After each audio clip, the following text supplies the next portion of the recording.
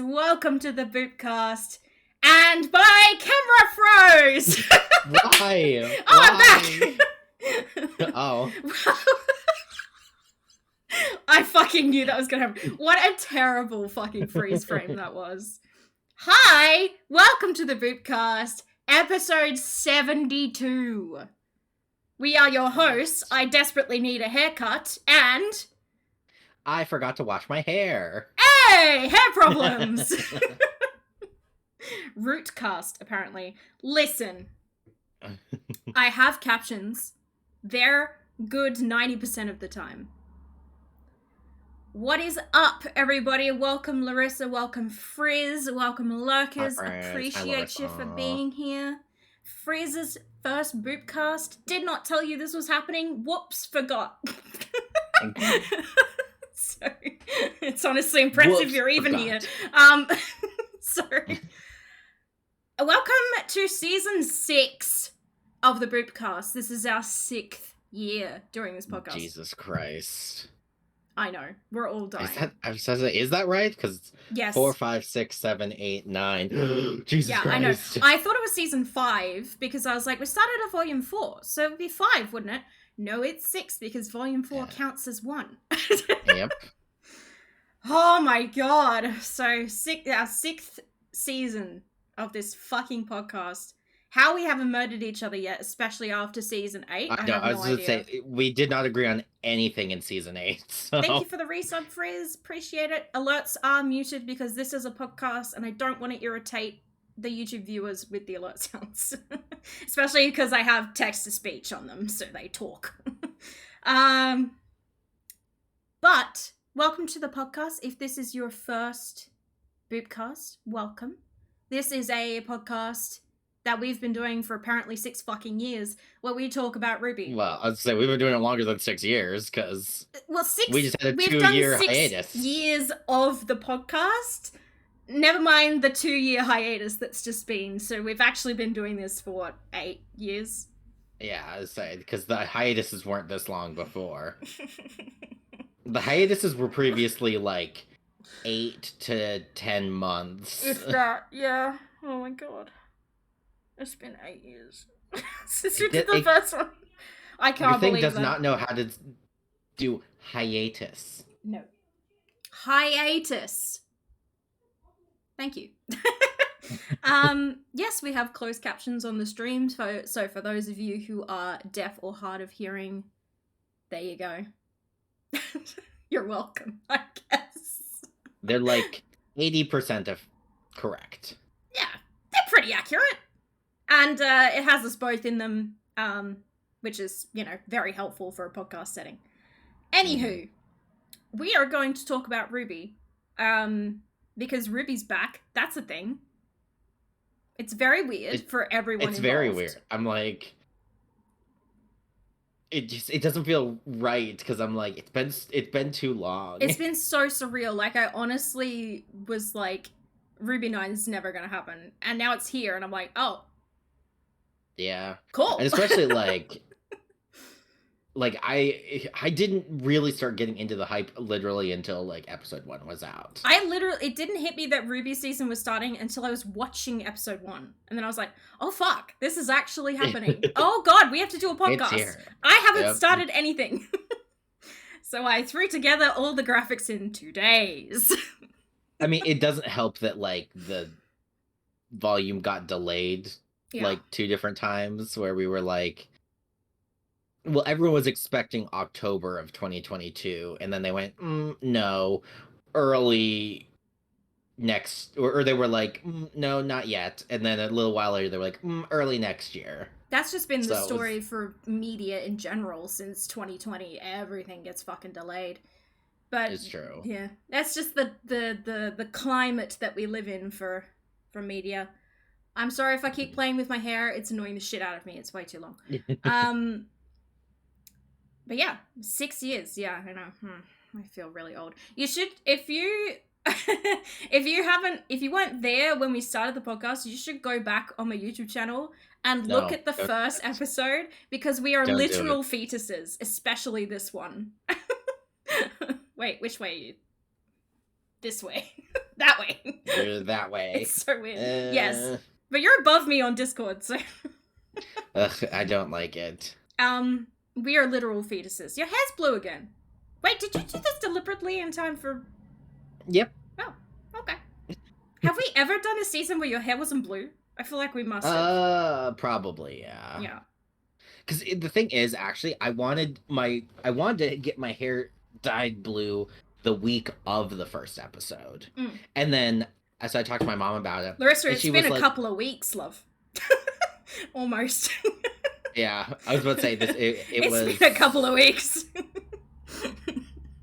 Yeah, because it was like February 4th or something that I got it. Oh, it's been longer than I thought it had then. No, it must have been... Was it the 14th? I think it was the 1st, actually. What the fuck? You've had your hair blue all February? Apparently. Time doesn't exist when you have a puppy. Time doesn't exist at all. Time's not real. It's not illusion. A real thing. February is almost done, and I'm like, how did that happen?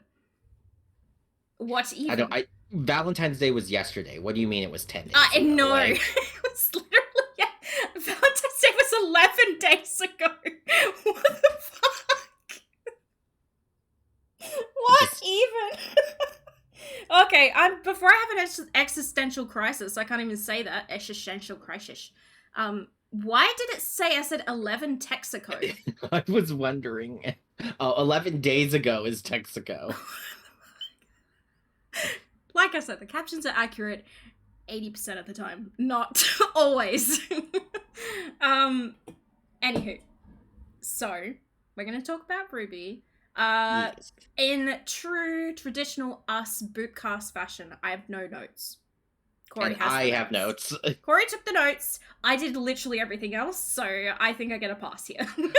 How dare you, caption, spell my name so incorrectly. No, not the unnecessary E. My name is Corey, no E. Nope. It's literally, your name is literally in there, and the captions are just like, no, E. Yeah, no. Okay, so, we are going to dive into the episode. I need to, before we get started, I need to mention that the Boopcast this season is not going to be on every week. We are doing this episode for episode 1, and then in 2 weeks' time, we will have another episode for episodes 2 and 3 combined. And that will be the story up until the finale. The finale will have its own Boopcast as well. So episodes 1 and 10 are separate. Everything else is 2 episodes. And they'll be every 2 weeks from here on out. Yes. Cool. Especially because I know that not every episode's going to be like this, but I don't have a lot to actually say about the episode itself. No, me neither. I have more to say about my wild fucking theories for this season. Yeah, I was about to say, the intro gives me a lot more to work with than the actual first episode did. That intro was, there was a lot in there it was a lot to take in. Would you like to start us off, I guess, seeing as I don't know what the fuck you've written down, so... Well, okay, wait, where are my notes? Where are they? Up there. Oh, they're bright. Okay, where am I? The captions say. Oh, so this is one thing I didn't see until I literally went to rewatch the episode yesterday. But when the episode first came out, it had no title. And people were wondering if that was deliberate. It wasn't, because the title is A Place of Particular Concern. Because I didn't watch the episode when it dropped. I watched it the next morning, obviously, because it drops at 2:30 a.m. my time. Yeah. And I don't always watch it when it drops. But, yeah, I did not know that was a thing. I've not been keeping up with RWBY Twitter either, so I didn't see that. Mm-hmm. Yeah, the first 2 times I rewatched it, it didn't have a title. It was only when I watched it yesterday that I was like, oh shit, a title.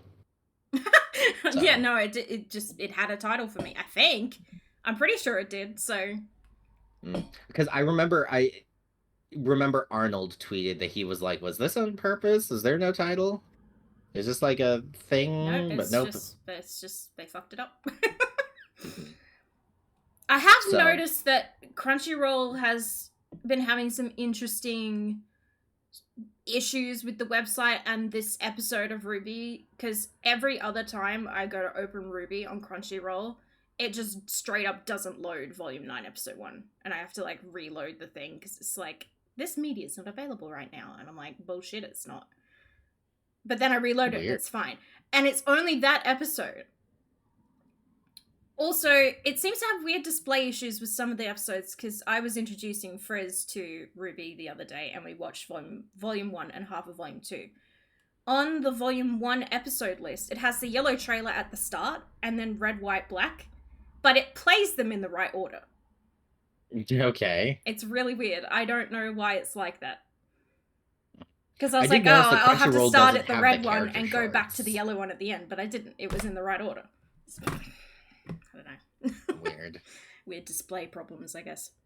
Yeah. My can just made a very weird sound. I don't know. Crunchyroll. Yeah. We had some issues watching it because I don't have speakers, so we had to watch it with my headphones on, like, all the way up and just, like, using them as speakers. And Crunchyroll doesn't have fucking English subtitles for anything that isn't subbed. Yeah. Like anime. If it's not in Japanese, it does not have English subtitles. So then we went to YouTube, which had captions for the first episode and not the rest. Okay. And then I was like, oh wait, the Rooster Teeth site has captions. So we ended up over there watching them. Because we couldn't fucking hear it half the time. So, yeah, I need to get speakers is the moral of the story there. Anyway, went off on a tangent. Volume 9. 2 seconds in and we're already on a tangent. But yes. Volume 9 starts by re-traumatizing us. Oh. And making us re-witness the ending of Volume 8 through Ruby's eyes. I just want to say, too, that... Did you watch the teaser trailer and the trailer? I watched the trailer. Okay, I don't know if I saw the teaser. The teaser was literally the start of this episode. Like, all of that through Ruby's eyes, and then when she wakes up on the beach, that's literally the teaser. Yeah, that's right. That's why I remember people seeing on Twitter, people saying, like, if the beginning of the episode seems familiar, it's because it was released months ago. Yeah. That was why I didn't watch the teaser, because I was like, oh, it's just the beginning of the episode. So. Yeah. I just want to point out that, like, this episode is short, and it felt quite short. And I think half the reason is because that first minute or so we had already seen. So I was like, when I was watching it, I was like, okay, I've seen this before. And then, like, so outside of that minute, the episode is like 14 minutes of actually new stuff, which is very short for a premiere. Yeah.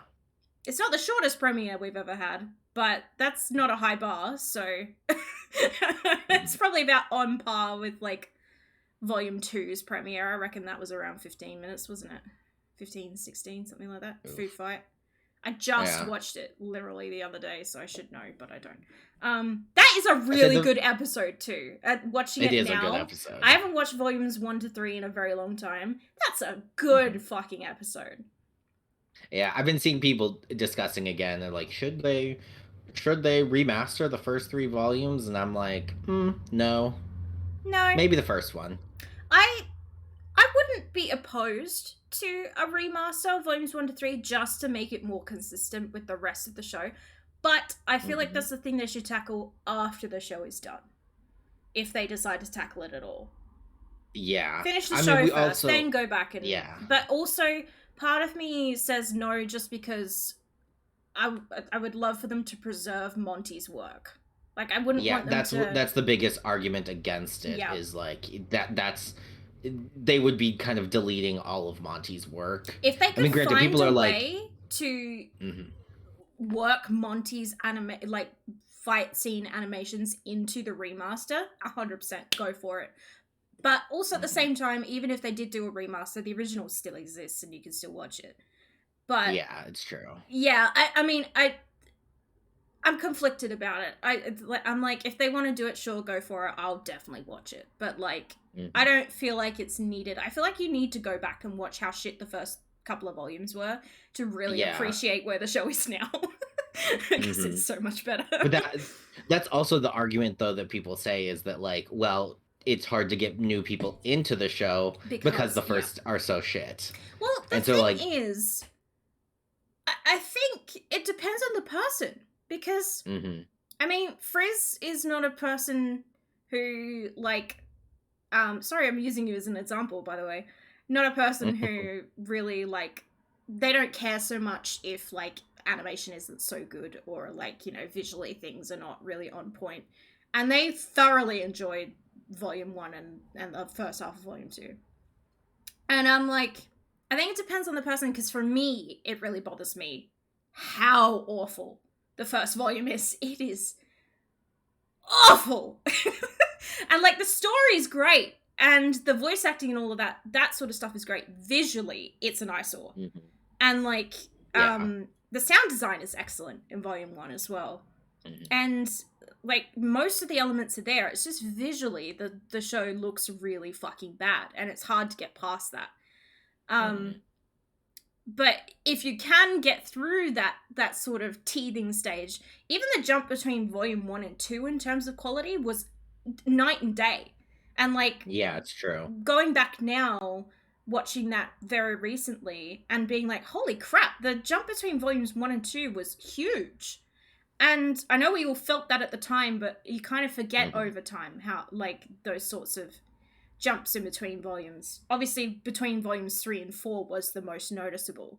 And since then, the show has consistently kind of looked the way Volume 4 did. It's just things like the lighting and the shading and stuff like that has improved over time, but it more or less looks like that. Yeah, because as I say, there were definitely, like, there was some lighting. There was a kind of a lighting jump between 4 and 5, and then... And 5 and 6, again, And then even, like, there was kind of a color change almost between 6 and 7, and, like... 6 definitely, color-wise, was a bit flat. That's my biggest problem with Volume 6, but Volume 6 is still my favorite volume. I think that is the best volume of RWBY, and I can't sing 6's praises enough. It's not perfect, none of them are, but, like, it's pretty damn close. It's pretty damn fucking good. Yeah, it doesn't get much better than that. Not that I've seen so far anyway. But I think post Volume 6, it's a little bit unfair to compare 6, 7, and 8, because they're all very, like, different volumes and all of the same sort of level of high quality. Because once they hit 6, I think the show sort of peaked at its quality, and it has made small improvements since then.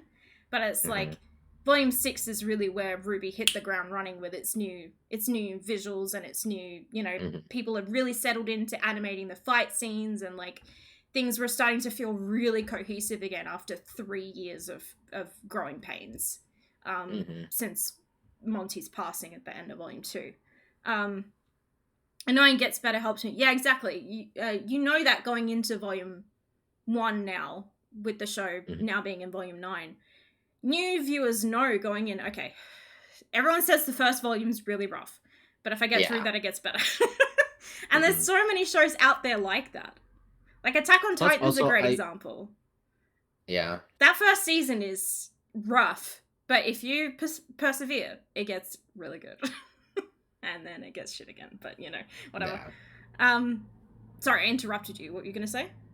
I was going to say, plus I feel like if people are getting into the show at this time, they're probably, like, seeing GIFs of it or pictures and stuff, and, like, if they see what the show looks like now, and then they get into season 1, and they're like, whoa, this looks totally different, they're like, well, but I know it looks like that eventually. Yeah, exactly. I feel like RWBY has become very mainstream, so there is a lot out there on social media about RWBY, and I feel like that's where a lot of new viewership comes from as well, because they see it out there on social media and they're like, oh, this looks cool, and then they go watch Volume 1 and they're like, what the fuck? Because it looks so completely different, but the soul of the show is still there. And honestly, the most jarring thing about going back and watching early volumes now is how different of a show it is. Like, that too, yeah. The Beacon school days and stuff like that feels like a fever dream now compared to what's going on in the story. Even though Volume 9 is kind of the fever dream, Yeah, it's true. Given where we are in the story. Spoilers, by the way, Frizz. I don't know if you care, but Mm-hmm. Oh yeah, we're gonna be going into a lot of shit. We're gonna dive into a lot of things that you're gonna have zero context for. I love doing that, but yeah, it's just like it's tonally and as far as the story goes and like the overarching narrative, it is night and day. It's like two different shows. Like you can't... Well, that's literally why back in the day they literally issued a warning where they were like in Volume 3 where they were like, "Hey, this is about to get really dark. If you're watching this with your kids, watch the episode first because this and we didn't take them seriously at all. Yeah. We had all of these warning signs, like the intro dropped before Volume 3 started because they used to drop the intros early, but now the intros are full of spoilers, so they don't do that anymore. But I mean, they were full of spoilers then too. We just didn't believe them. They had no context though. Usually the intros didn't give a lot of context for the spoilers. They were very generic, but these days they're more similar to an anime intro where it sort of spoils the whole first half of the season in one go. But most of them do. But the intro dropped and we were all like, "Oh, that was kind of dark, but it'll be fine, right?" The song was also, because I remember that was a big thing, is people were hating on Jeff because they were like, "What's with this? What's with the doom and gloom? Dark? Yeah. Why is it so dark?" And then the season ended, and we were like, "Oh, yeah, exactly." But like, even when Volume 3 starts, tonally is very similar to Volume 2 and 1. Shit doesn't start to get real till halfway through the volume. And it's a gradual sort of build up at first, and then it all hits the fan at once and everything goes bad. And it's like, even with all the warnings we had, we were not prepared for that to happen. But now, in a post-Volume 3 world, we know how much the shit can hit the fan. And it has continued to hit the fan since then. I was about to say, it's... Volume 8... We're now constantly like, in next episode, this bitch is dying. I know. Literally, we started the podcast in Volume 4, which, in hindsight, was the best volume to start it, because it was after all the trauma happened, and we were constantly like, okay, so this person's dead. Okay, next episode, Crow's gonna die. Like, we were constantly like... I guarantee we have said Crow is going to die in 50 of these episodes. Literally, because this bitch will not die. How many times has he been this close to... Oh, I broke my camera again. How many times has he been this close to death and, like, has refused to fucking... You gotta respect it, though. Why am I frozen? It's true. Hang on. It keeps freezing every time, like... Hold on, let me fix it. Hold on. Oh, it's broken again. All right, hold please. Talk. Distract them. No. Okay, well... Moving on! I will just say the, back to the episode 1 of Volume 9. Jesus Christ. Too many tangents. I don't, we're half hour in and we've said nothing.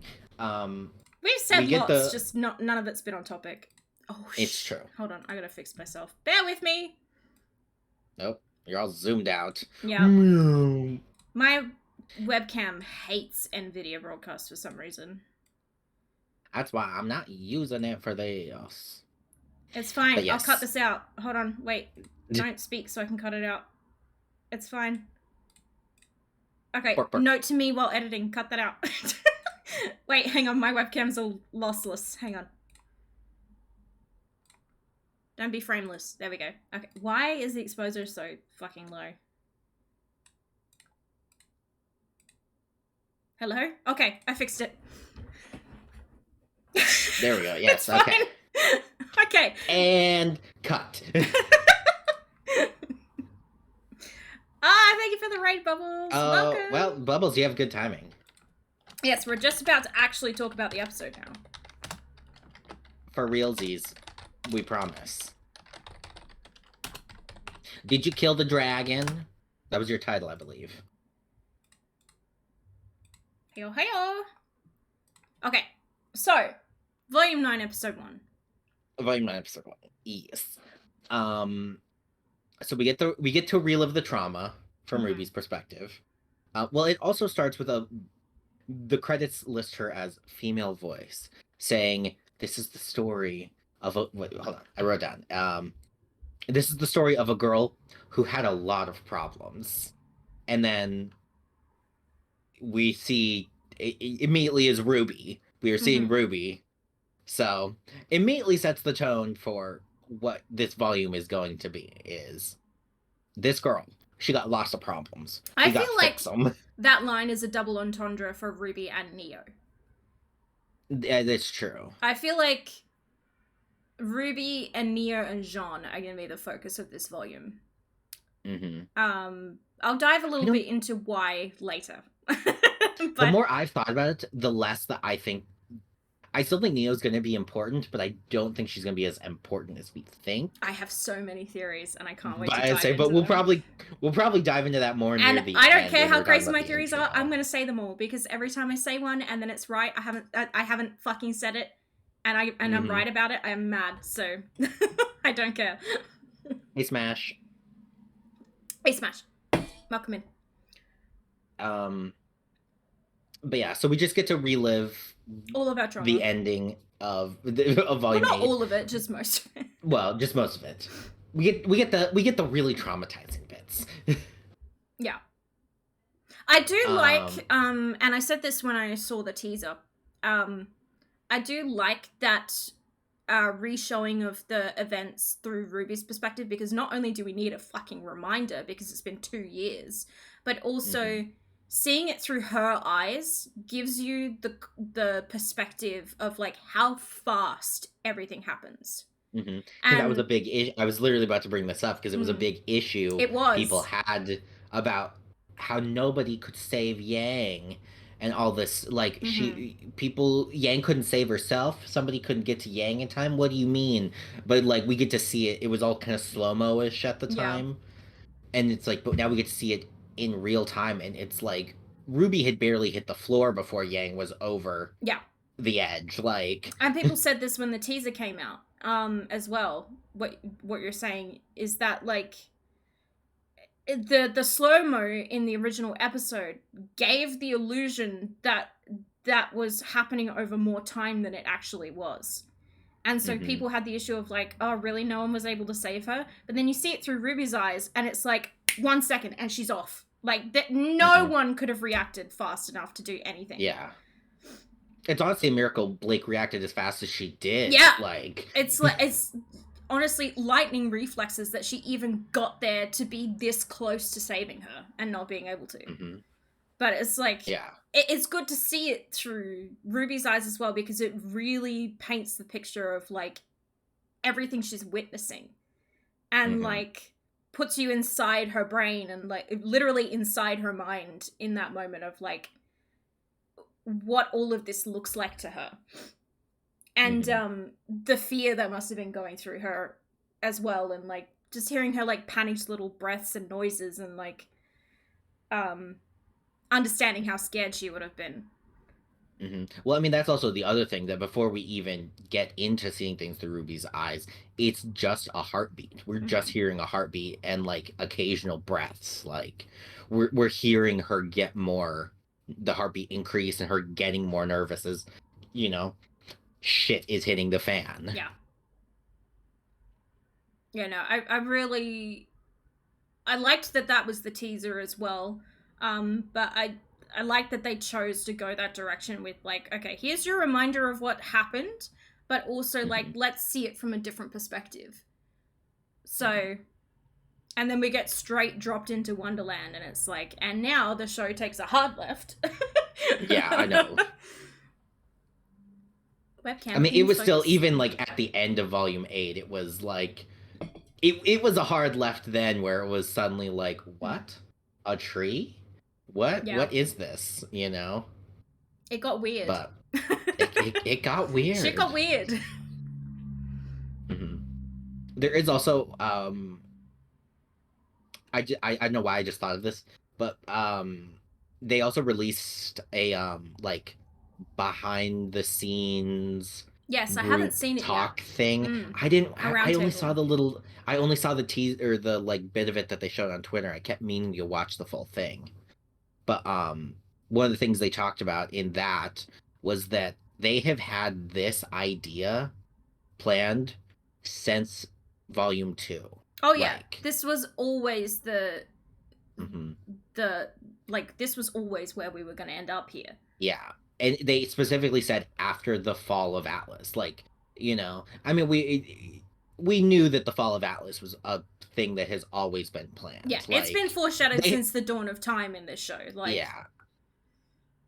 They've been teasing this would happen for years and years and years. We knew it was going to happen. Mm-hmm. But the fact that even like, I mean, there are obviously things that changed because it sounded like initially they had Wonderland as a physical place in Remnant.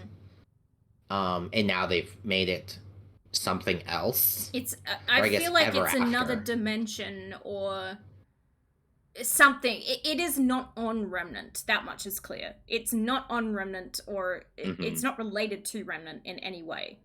Yeah. It's something else. And that was the other thing too, is like I thought it was really interesting. The next scene that we see is Neo and RWBY fighting as they're falling in this like just void. Like RWBY like kind of sticks her hand in this like dark orb, and then Neo's there as well. But it's weird because like RWBY and Neo fell at slightly different times because Blake saved RWBY and Neo didn't get saved. So like, how did they still end up together? And well, that's the thing, because Weiss and Blake also fell at very separate times, and they ended up together. And Yang was on her own, and RWBY was on her own, and Neo's off somewhere, and Jaune...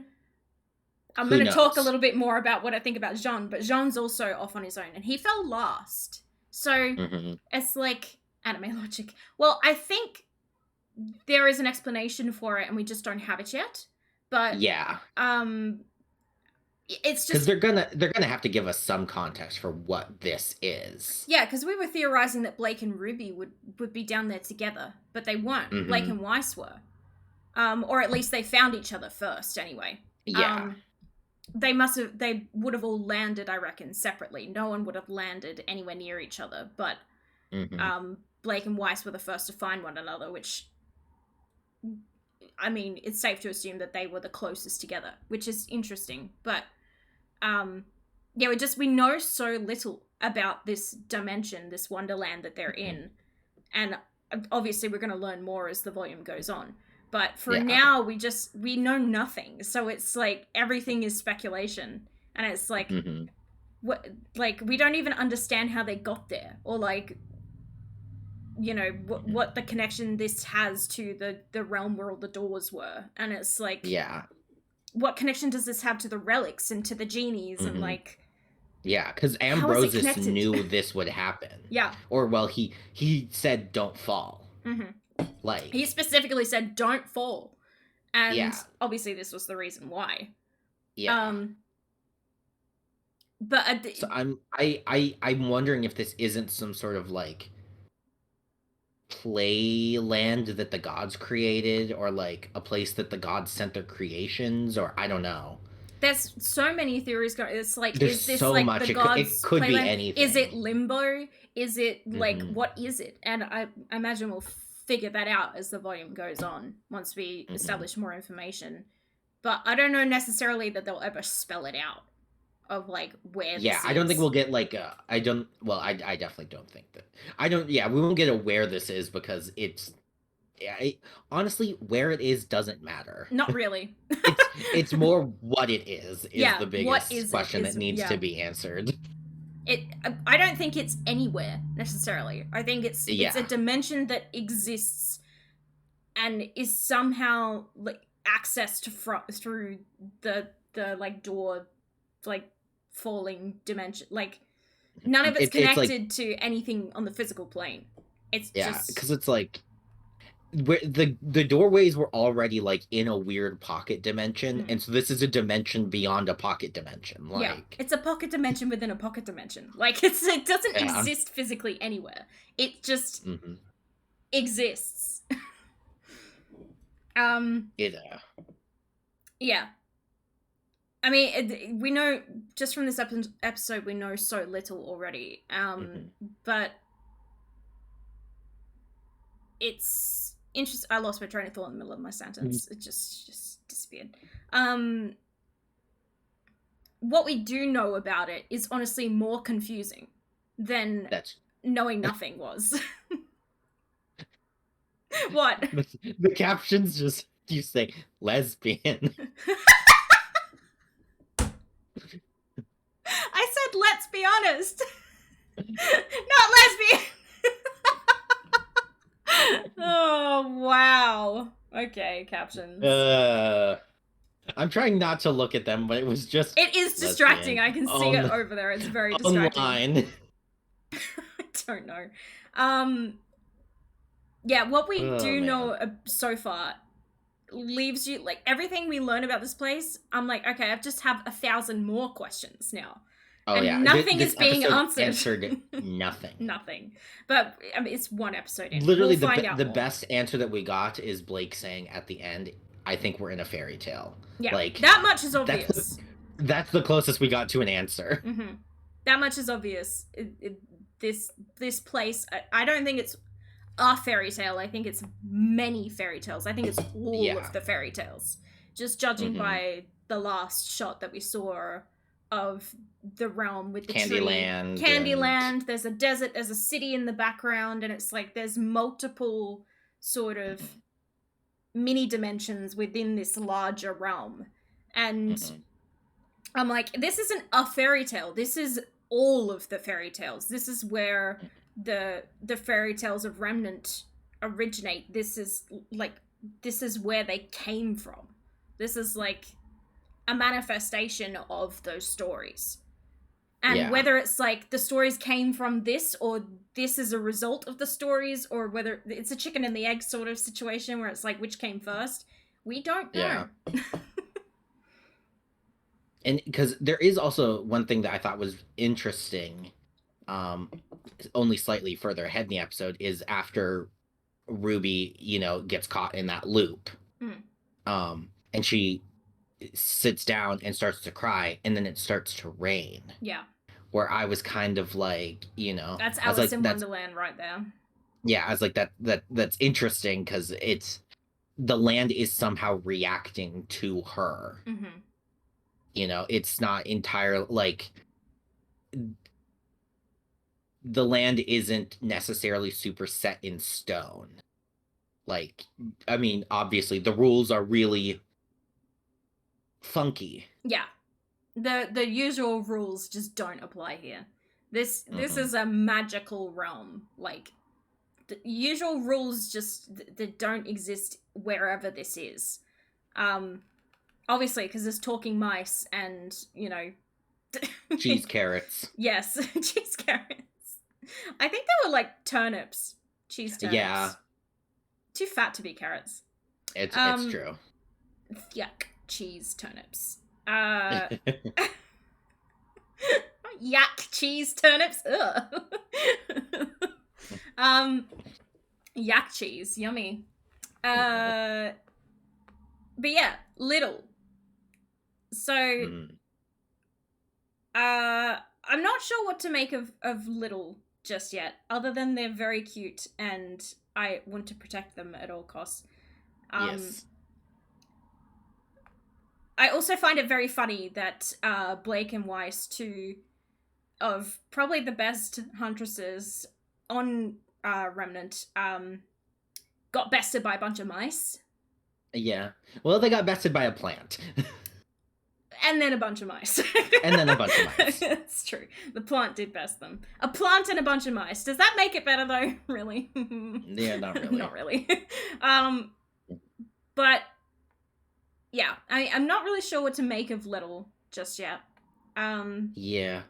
Well, I think Little also, with what Little has told us, they're gonna be kind of the key to understanding this world. Yeah. Because, like, they didn't understand, like, they all say that they're named after their purpose.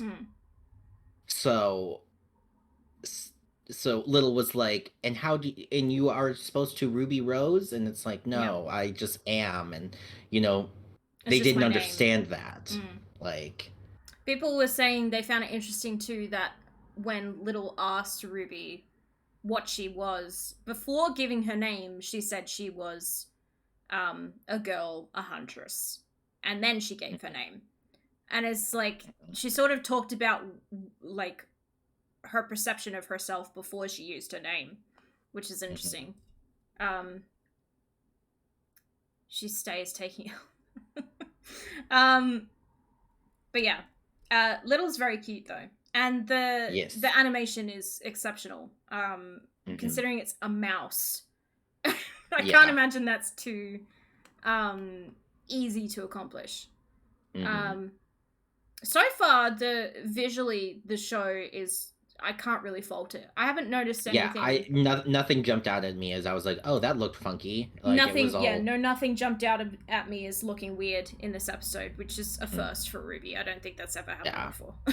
But there were a lot of little details that I found out later that I was like, oh shit, I didn't even see that. Where, like, jumping kind of way ahead in the episode when they reunite with Yang, like, Little sees Blake coming, and you're so distracted looking at Yang, like, reacting to Little, that you don't even notice that Little, like, looks over and kind of goes like and ducks into Ruby's hood right before Blake tackles Yang. Yeah, that was an adorable moment, and it made my heart so happy. I know, me too. I was gonna say something and I forgot what it was. Okay, there's one thing that bothers me about this episode, and it's a stupid thing, but I'm gonna talk about it anyway. That flamingo toucan-y looking bird thing that carries on when RWBY comes through the thing right at the start. That is straight up just a dude going ba ba ba ba ba ba, and I'm like, why?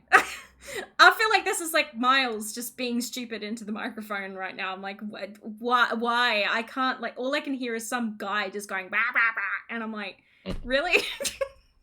Yeah, it wasn't Miles. It was he was credited in. Oh, was he? I fucking knew it was Miles. I was like, this sounds like a Miles thing.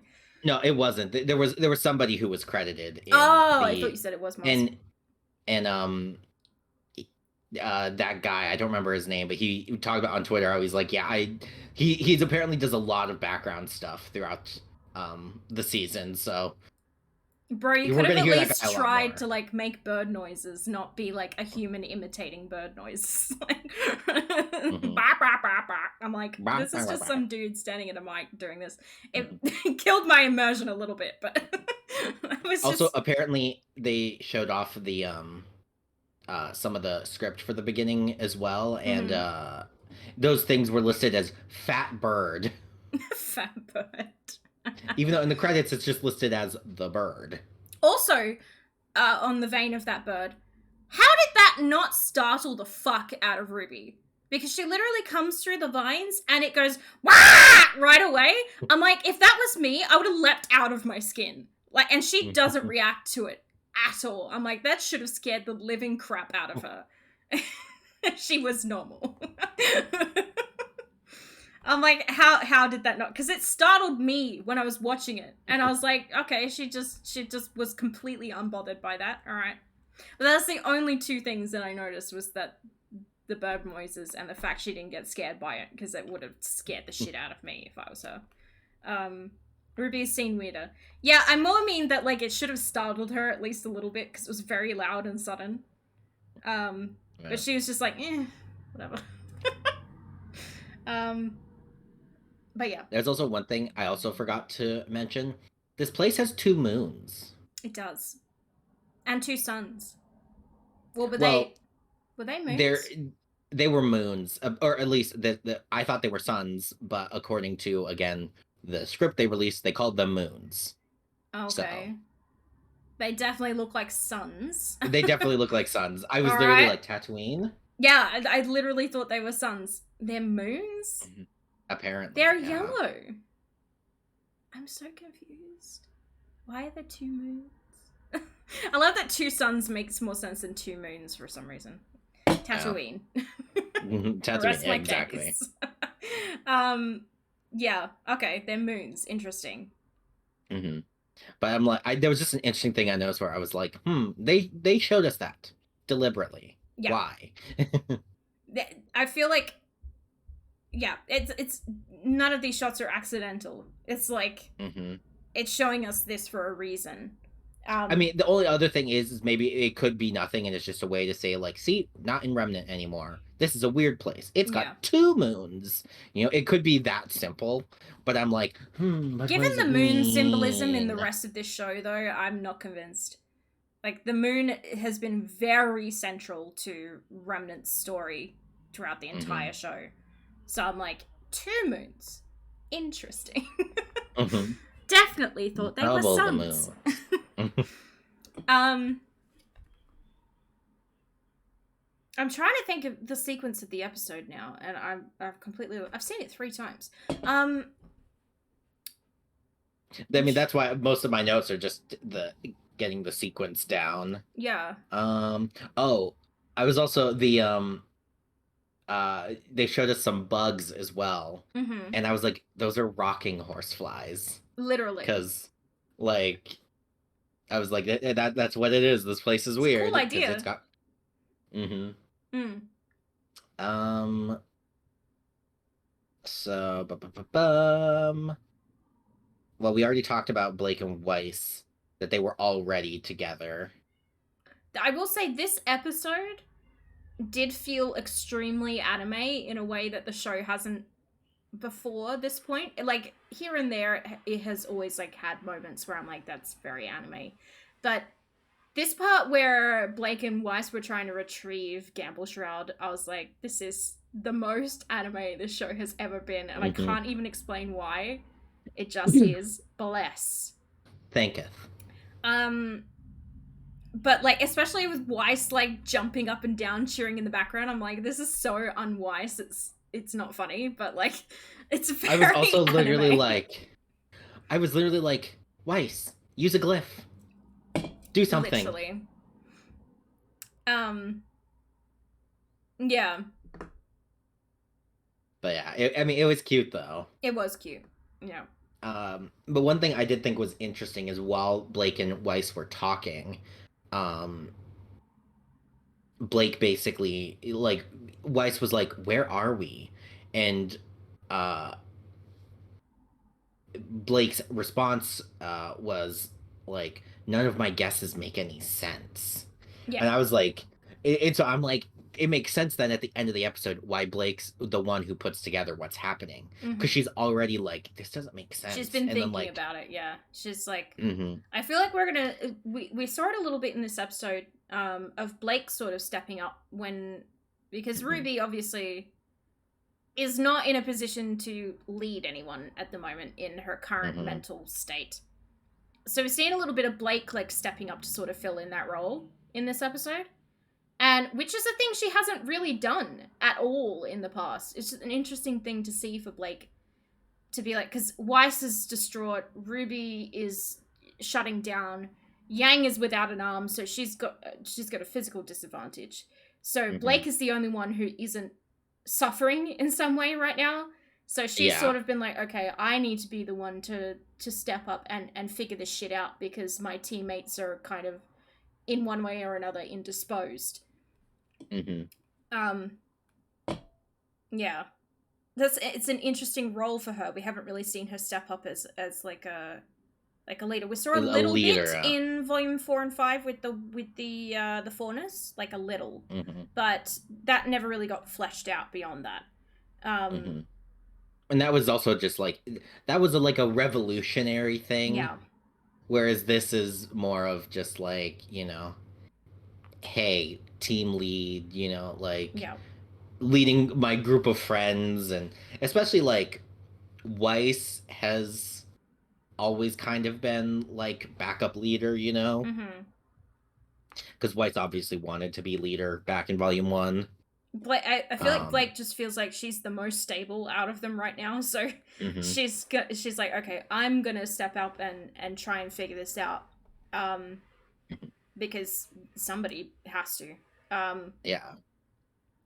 But Yeah, it's going to be an interesting arc for RWBY this volume, I reckon. Oh, definitely. This is going to be very different for her from previous volumes. Mm. And I think this has been a long time coming. It's gradually been happening. We saw it a lot in Volume 8 where she was doubting herself a lot and really unsure of what she should do, and like, whereas previously she's been rather headstrong. And she's always been the ideas one and always the one with the plan, but this volume I feel like we're going to see her fall apart and succumb to her grief and her despair a lot in this volume, and not know what to do, not have any plans, not know what the right move is, probably feeling pretty hopeless as well. Yeah. And fresh off the loss of Penny again for the second time. Again, yeah. For realsies this time, she ain't coming back. Yeah. But yeah, the intro also is a good indicator of like the three others and Neo at the front, if that is Neo. I know it's who that Neo, is, but yeah, the question, I mean, we don't know who the girl that Neo looks like is necessarily. So yeah, we do. Do we? Apparently. So apparently, if you read, we're jumping way ahead. If you read Roman Holiday. Oh, I didn't read that. I didn't either. So, but according to Twitter, Neo had an obsession with the story "The Girl Who Fell Through the World." So that is the girl who fell through the world. And which is their story of Alice in Wonderland. Right. And that girl's name is Alex. Yeah. So it's Alex in Wonderland. Right. I wondered because I'd heard people say that in their reactions to the intro of being like, is that the girl that fell through the world? And I'm like, it makes sense, but like also I don't understand the context. So yeah. But yeah, that would make sense if that's the case. But yeah, in the intro, the four of them are sort of like I love how it's like a pop-up book as well as it folds over. Like that's really cool looking effect. But the four of them are getting progressively like they go from walking to running, but Ruby's dragging behind them. With every shot that goes by. Slowly, more and more, and she's getting further, and the girls are moving faster, and she's moving slower. Yeah, definitely going to be a lot of long overdue character development for Ruby here in this volume. Yeah. Going to be different tone for her and Jaune as well. The thing is though, Jaune has gone through a lot of evolution of his character, and I feel like this is going to be a very different evolution of his character. I have theories, but we'll talk about them at the end. But I forgot where I was going with that whole thing. But anyway. But yeah, so I guess, well, the next thing that happens is all the three girls get back together minus Yang. And Blake gets her weapon back, and the other thing is when Weiss and Blake get captured, Weiss is like, are they talking? And Blake's like, not what I'm worried about. And that's another reason I'm like, Blake has already realized this place is not right. Yeah. She's already accepted that. The mice are talking, whatever. This plant is holding me. Whatever. Like, we've got more important things to worry about. Like, how the fuck are we going to get out of here? Like, everybody else's reactions to the mice talking are like, what the fuck? And Blake's just like, I was a slight little bit disappointed that there was no Ruby Weiss Blake hug happening when the three of them met up. It's just a little bit disappointing. But I say I like to imagine there was. While they were getting considering that they all thought each other was dead until moments ago. Yeah. Like, or dead or lost, or who knows what was going through their minds, but. Yeah, I like that they did address that later in the episode where they were like, where they were like, what if we're dead? And Yang was like, yeah, I totally thought I was dead until you guys showed up. So like, yeah, it's Yang that actually says, what if we're dead? And it was Weiss that said that, and then Yang added on, yeah, I thought I was dead. No, until you guys showed up. Yang says, what if we're dead? I definitely thought I was before you guys got here. I'm pretty sure it was Yang, and my webcam just broke again. Oh, fascinating. You're now holding your own neck. I was. hate this damn webcam. All right, hang on. Why is it breaking so much? I don't know, because it's a stupid thing. Have a look on the episode at the captions. Because I'm pretty sure it's Yang that says that. I did watch the captions weren't working. 3 times. The captions weren't working when I watched it. Because I tried to turn on the captions and they didn't work. Oh, I don't know if mine were either now that I think about it. Hold on, I'll just mute the episode and have a look. But I'm pretty sure it was Yang. I just gotta fix my webcam again. I hope it doesn't keep doing this the whole fucking way through. That'll be really annoying. Episode?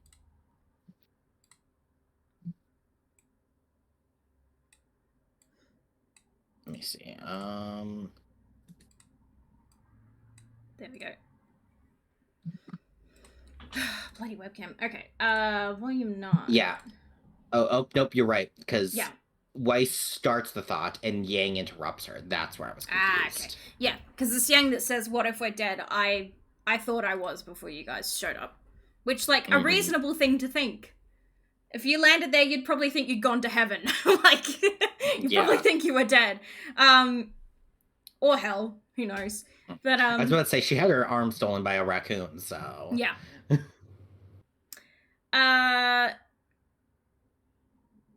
But the gravity of that entire conversation of them being like, where are we? What if we're all dead and like this is it? Like now we're in purgatory or something. Yeah. And then Blake's like, nope. No, I don't think we're dead. Yeah, because like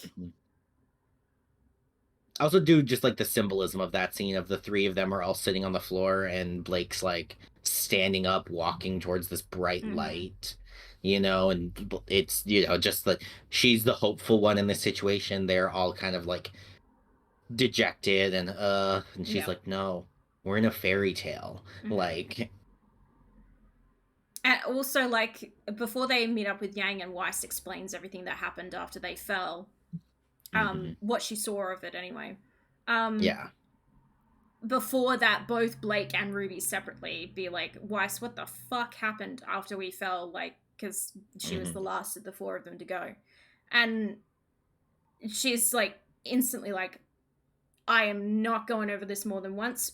Let's get Yang and then I'll go over it. It's like, I don't want to talk about it. Like, I'm going over this once and once only. Which, like, fair enough.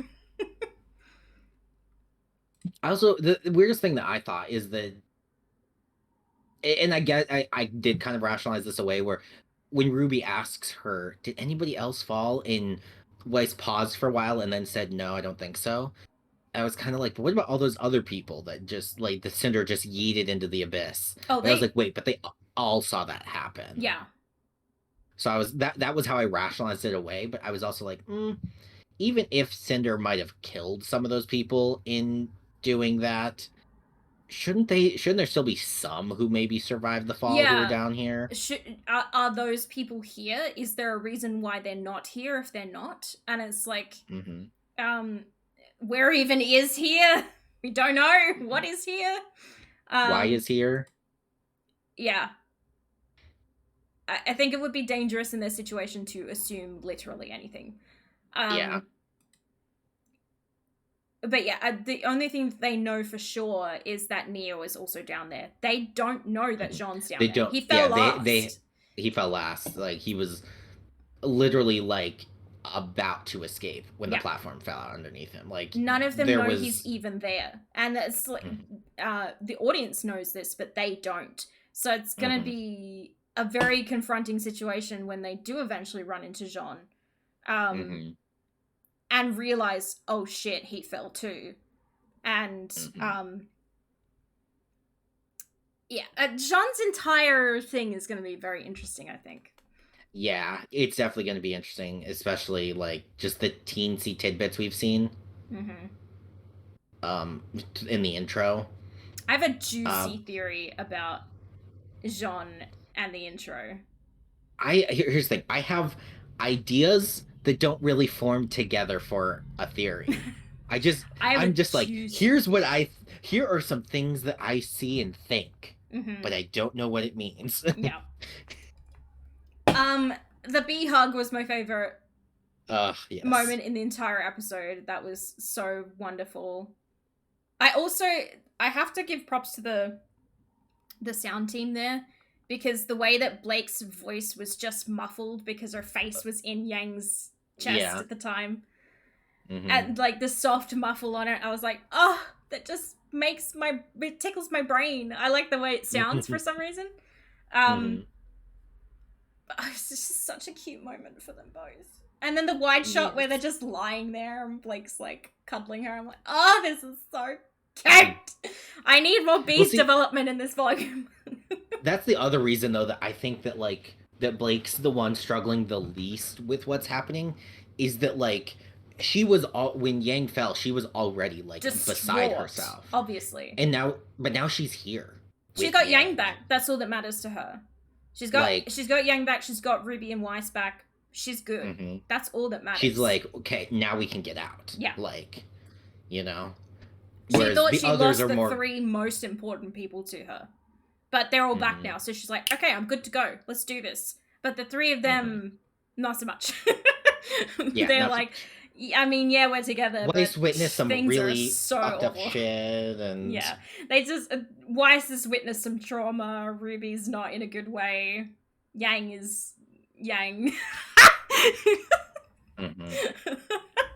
Which, I mean, Yang will be fine soon. She'll be fine. She'll get there. She just needs to get around. And even Weiss will be fine soon. Yeah. RWBY. Not so much. Do you have any more notes about the episode in particular? There was the biggest thing. Oh, well, I have this. Weiss mentioned she's low on dust. Right. So obviously. I was just kind of like, that just kind of reinforces my thought. We're not going to be doing much combat this season. Like, I don't think there will be. I think there will be like 2 or 3 fight scenes, maybe, and probably more end of the season this is heavy. Not going to be an action heavy season at all. Yeah.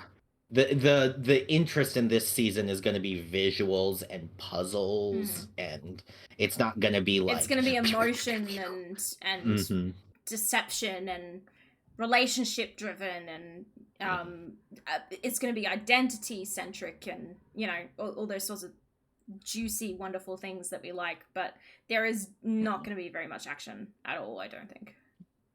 Yeah, which I'm fine with. But the other. The other thing we didn't talk about, though, is the teensy little bit of action in this episode with the Jabberwocker. Yes, the Jabberwocker. I keep wanting to call it a Jabberwocky, not a Jabberwocker. Yeah, I do too. That is a really cool, interesting creature.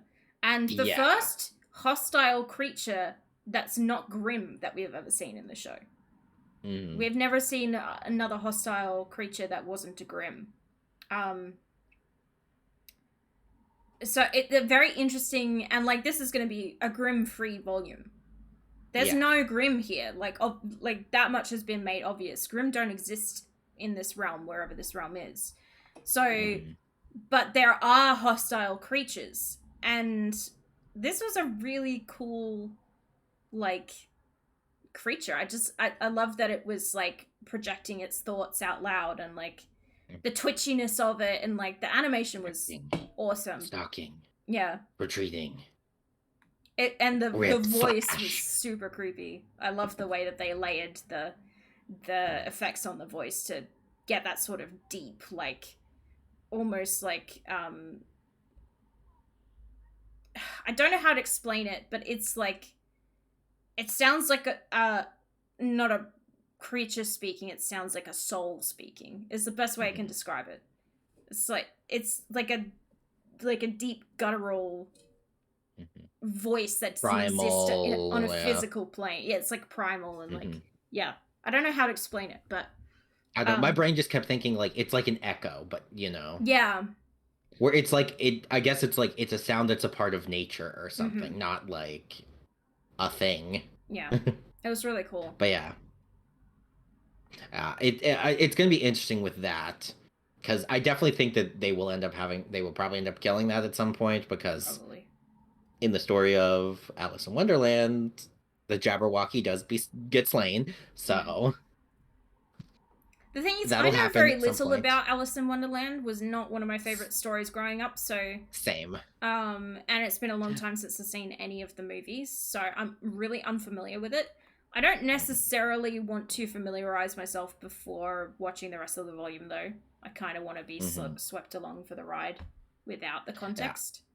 Yeah. I was looking into it a little bit, because there were things in the intro that I was kind of trying to make sense of.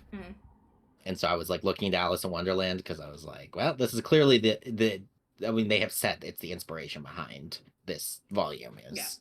Very on the nose about it. Yeah. But yeah, I mean, the girl who fell through the world is Alice in Wonderland. That's what that fairy tale is based on. And obviously fairy tales are very central to this entire show and its story. So it makes a lot of sense to incorporate that in this way with this. I don't know what to call the place. I hope they give it a name at some point, because I don't know. They have given it a name as far as I've seen. It's Ever After. Oh, okay. I'm like 90% sure that they said on Twitter that the place was Ever After. I don't know. I have all the hashtags muted, so I don't see anything. But like the critically acclaimed Drew Barrymore film, Ever After. You need to watch that. That's a good movie. It is raining! What? I'm sorry. It's fucking raining. It's bucketing down right now. That came out of completely nowhere. It has been so dry the last 2 days, and now suddenly it's pouring rain. Yeah, well, it's because it sucked up all the moisture and now it has to give it back. Tassie. I got so distracted by that now. I can't even think straight, because it's just out of nowhere. It's raining. Yeah. I'm trying to think if there was anything else about the episode.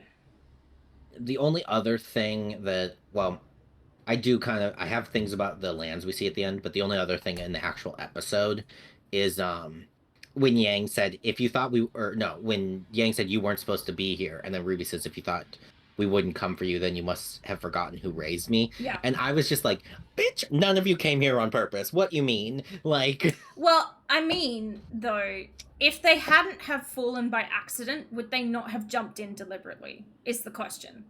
Yeah, it's true. Or would they not have tried to find a way to get in there? Like, would they really have just written her off for dead? I'm not sure. Yeah, I don't... Blake definitely wouldn't have. No, 100% not. I mean, Blake was literally... Weiss was keeping Blake from diving in after Yang. Like... Literally. But yeah, I get that line is kind of like, but you didn't come here on purpose. You came here by accident. So it's like, why are you trying to make this sound like you jumped in after her when you literally just fell? Like, yeah, you just failed and ended up here together. So it's like, yeah. And granted, then that all leads into Weiss's explanation of what happened to Ruby go in peace. Like, yeah. I'm not surprised she passed out. She's been through a lot.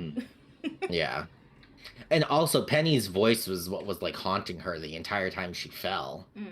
Like, that was Penny yelling, Ruby! Yeah. The entire time she was falling, and when she woke up, it was the thing she heard, and so, like, she hears Penny's dead, and she's like, and bye. Like... It would be like going to sleep and waking up and finding the whole world has fallen out from under you, quite literally. And it's like... She fell, and it's been 5 minutes, and now she learns that one of her closest friends is dead, and everything went wrong. Everything that could have gone wrong went wrong. Yeah. And that nobody from Vacuo came back, and I have been seeing people wondering if Weiss will put together, if she'll ever realize that her words are the reason that the people didn't come back, because she said with a one-way ticket. Who was it? Was it Ruby? Somebody realized that. It was in volume. I have a distinct memory. It was Oscar when he was on the other side. It was Oscar. That's who it was. Yeah. That's right. He realized once they were on the other side and they couldn't get back and they through. tried to go back through and they were like, shit. And they couldn't. Yeah. Mm-hmm. Yeah, that's why you have to be careful what you ask for, what you wish for when it comes to Ambrosius. Yeah. Is it Ambrosius or Ambrosia? I can't remember. Ambrosius. Ambrosius, yeah. It's been too long. His name's based on Ambrosia. Right, yeah. But yeah, he was Ambrosius. Yeah. Ambrosius. I'm sorry. I still need to get his body pillow. So you just have it on display in the background. Of course. I'll just get Jin. I can't remember her name. You'll get there. Jin. Just have them on display in the background. You have thoughts about the fairy tale realms. Yeah. Well, I kind of, some of them especially connect with the intro. Like the one we really like, I think it's the one that probably drew everyone's attention when they in that scene was the first one, which was the Candyland one. Yeah.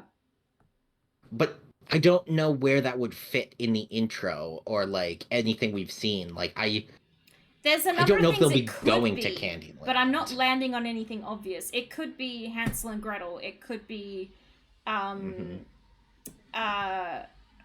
Goldilocks. What's the other one? I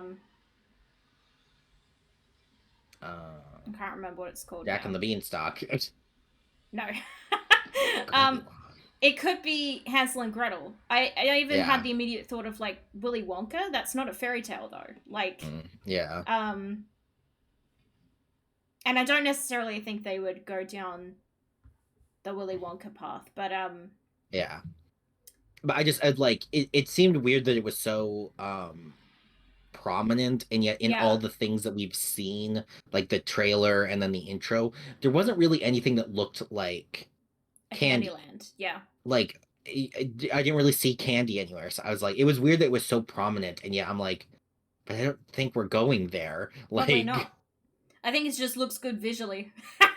That's why it was so prominent in the shot. Yeah. But then the other one that's in the front there as well is like a red forest with a tower. And I'm pretty sure we're going there. Well, what I think it is I think it's the Red Queen's Tower. The Queen of Hearts. Well, there was a fairy tale of remnant called The Girl in the Tower. Pyrrha mentions The Girl in the Tower. Yeah. That was the story of Salem. Spoilers. Spoilers. No, if you're here, you know. Yeah, it's... I mean, I have nothing to go off of, so I'm like... I all of my theories are to do with, like, the characters and where I think the story is going, not necessarily about the realm itself. Yeah. There was also behind the Red Forest place was the glowing mushroom place, which we saw in the intro, we saw in the trailer. Yeah. There was also like the others areas I don't think we'll necessarily go to because they were like really far out, but there was a place that like kind of looked like it was covered in broken tiles, and there was like a green rock with chains. There was like a weird double volcano, but like when one volcano isn't enough. Yes, when it's two. But yeah, so I was kind of like, I thought that after I watched the episode, the first one, I was like, oh, I feel like that's gonna be really substantial, and then actually looking at it, I was like, it's really only those two places that seemed like they're gonna be substantial, and the rest are just kind of things they threw in there in the background. Yeah, and then obviously the big tree that I'm still calling Yggdrasil because it's the world tree. But the tree. I mean, it sounds logic to assume that the tree is sort of there to get out of there, because I'm like, where the fuck else are they gonna go? Like, it's obviously central to this place. So, I mean, I don't know what else I would do, what other options they really have, other than to head for the only noticeable landmark. Yeah, it's true. But I'm sure they're going to meet people along the way who can tell them more about the tree, and like somebody will be able to tell them, this is how you get home. Mm-hmm. Obviously, And I think that will be Robbie Damon. um, obviously they're gonna end the volume by escaping wherever this is. Yeah. But it's about the journey to get Mm-hmm. there. We know where they're gonna end up, but it's the Mm-hmm. journey along the way. And boy, is it looking like it's going to be a journey. It's gonna be a bumpy ride. Mm-hmm. Bloody hell! If that episode was anything to go by, I was like, oh, that was a lot for the first episode. And there are people on Twitter being like, okay, we got Team RWBY back together, B's reunion, all of that happening in episode 1. This does not bode well for the rest of the volumes. Like, it's all gonna kick off from here. The Penny reveal as well. Yeah. Yeah. Because I remember at the end of volume 8, we were like, yeah, I think that, like, they'll be reunited in, like, the first half. Like, by episode, like, 5 or 6, they'll all be back together. Not the first 15 minutes. Yeah, it's like, no, we're 10 minutes in and now they're back worried. together. Like... I'm like, fucking hell, what is gonna happen in the rest of the volume if they got all of that out of the way so fast? Bloody hell. Mm-hmm. Yeah. Oh, I just accidentally kicked the glass on the side of my PC. Whoopsie. So. Is it time for the intro? Yes. There was a lot in that intro. There's so much in the intro. Okay, the first thing I thought was really interesting. In the first, like, shot, the, like, girls come crashing down and, like, blah, blah, blah, blah. And then there were, like, 2 blue streaks that went, like, over the side. And I was like, what are those streaks? Yeah. Yeah, I was like, because it was, like, I imagine that the other ones were the girls because, you know, it was kind of, like, a yellow and red and, like, the kind of had that, like, the RWBY flash to it. Whereas, like, but why the 2 blue, like, Jaune shooting stars? But why blue, then? Don't know. Like... Don't know. Not a clue. It looks cool. I don't know. It looks cool, yeah, who knows? I'm just, like, aware. I'm like, that's gonna be important for something. Oh, I do want to talk about the, like, very first thing in the intro, too, where they show Jaune and Neo side by side. Oh, yeah. And how Jaune's sword was broken and bloody at the end, and he's crying, and then they show Weiss, Blake, and Yang, and then RWBY on her own.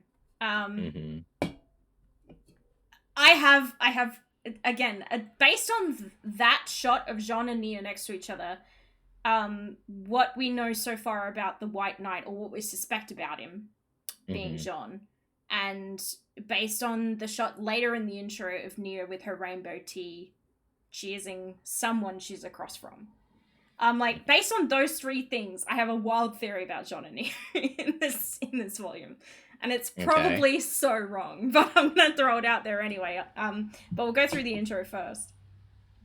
The thing at the start where the 4 girls each have their volume specific, their arc specific outfits. Mm-hmm. And they get progressively closer to the camera, but then RWBY's gets progressively further away to where she's turned around at the end, and she looks isolated. And while the other 3 have been other 3 kind of like are fully realized, and RWBY's just... where she's regressing in a way. Yeah. Because even though she's getting stronger as a huntress, as a person, she's regressing and retreating within herself more and more as the more things start to go wrong, and the more people that she loses. I found that visual representation, because the first time I saw it, I was like, something looks different about RWBY's, but I couldn't put my finger on it, and then I realized hers were getting further away rather than closer like the other 3 were. I love the bold, solid color of the intro as well. Yeah. The solid colors that they had. At first, I wasn't that fond of the intro visually, but it has grown on me. I felt the same way about Volume 8's intro as well. Like, there were parts of it that I immediately loved, and parts that I was like, eh. It had to grow on me a little bit. I think it's 8 that I'm talking about, or was it 7? Now I'm not No, sure. it was 8. I remember you didn't really like 8s very much. Yeah. I'm a sucker for 6s. And 6s 7s, was actually, really now that I think good. about it. 7s was good too. But yeah, I love I'm a sucker the for color. sexes is the thing. It's the Wow. I love the color in this intro, especially with like the glowing mushroom realm and the pop-up book sort of style thing. I thought that was visually titillating, as they say. yes. And all the symbolism with Ruby and her identity as well, in the intro. Mm-hmm. I think it's very interesting we only saw Jaune twice. And that clock behind him, I feel like, is very symbolic for his story in this volume. Yeah. Again, without much more context than the first episode, it's kind of difficult to say what is symbolic. Yeah. But I mean, with RWBY, usually the intro is littered with symbolism. Yeah. And a lot of it you don't understand the context for until the volume's done. Mm-hmm. Or at least until most of the way through. Yeah. So it's kind of hard for me to sort of say what is symbolic and what's just there for visual effect. But I think that clock is symbolic. I say that. Well, the clock is really symbolic because I mean, it's a normal clock, except it goes 1, 2, 3, 4, 5, 6, 7, 8, 9, 10, 12, 13. There's no 11th hour. There's no 11. Interesting. What's with the 11th hour? I don't know what the. Don't know what the 11th hour. I looked this up because it's a saying that it's like the last possible moment. Oh, right. So he refused to take a public stand until the 11th hour of the campaign. Right. Yeah. So. Because it's before 12. Yeah. Okay, that makes sense. I've always heard that phrase uttered, but I didn't really know what it meant. Yeah. So, but it's interesting that like the clock skips 11, but also has 13. So I'm like, so what's the purpose of having 13? Because 13's unlucky, isn't it? Is that an unlucky number? I think so. Also, the clock, all of the clocks were at 2 o'clock and 50 seconds. So I don't know what that means either. 2:50 a.m. blazing hour. I don't know. Yeah, again, like details like that will probably make sense later on in the volume once we get the context for them. But for now, it's like, what does this mean? Well, I have a could mean nothing at all. It's one of the things. 11 is lucky for witches, though. 13 is lucky for witches, not 11. Yeah. Did I say 11? You did. I meant to say 13. I didn't know it was lucky for witches. Interesting. Okay.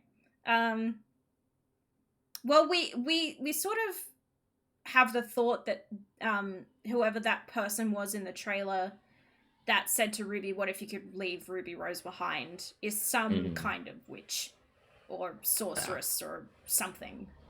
I kind of wondered if it wasn't the blacksmith lady that we kind of saw in the trailer and in the intro. I'll be honest, I only watched the trailer once, so I don't remember everything that was in it. See, this is the good thing, is that I watched it right before I watched episode 1, so it was all fresh in my mind after. Yeah, no, as I watched the episodes, I was like immediately making connections. A few weeks ago. It stopped raining already. Jesus. The sun's out again. But yeah, so I personally think that there was the interesting thing with the clock symbolism for Jaune, but also we see later when Ruby's doing the fall and it's like scrolling through the thing, Jaune is standing, or the White Knight is standing next to a creature that has a like kind of a big white creature that's got big ears. So I think that might all be indicative of the White Rabbit. So and the clock would make sense then too. Date. Yeah, that guy. because he has a pocket watch and he's always chatting about being late for something.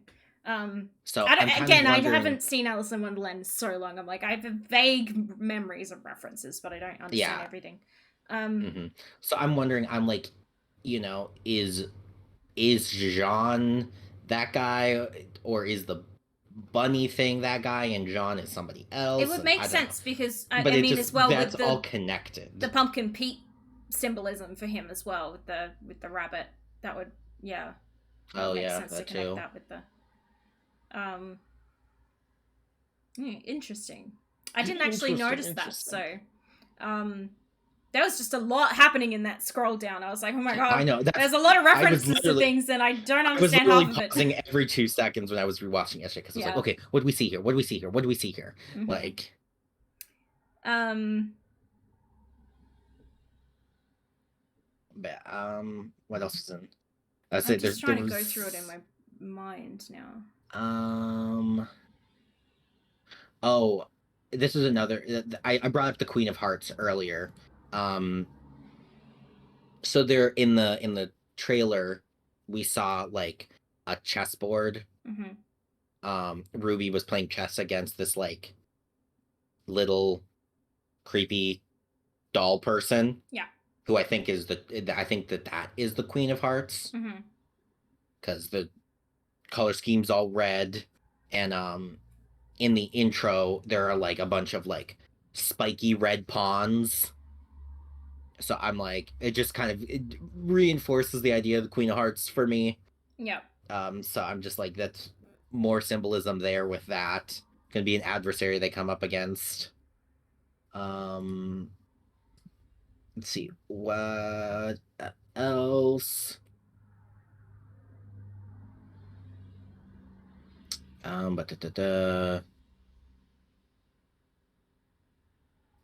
Oh, the glowy forest thing. Yeah.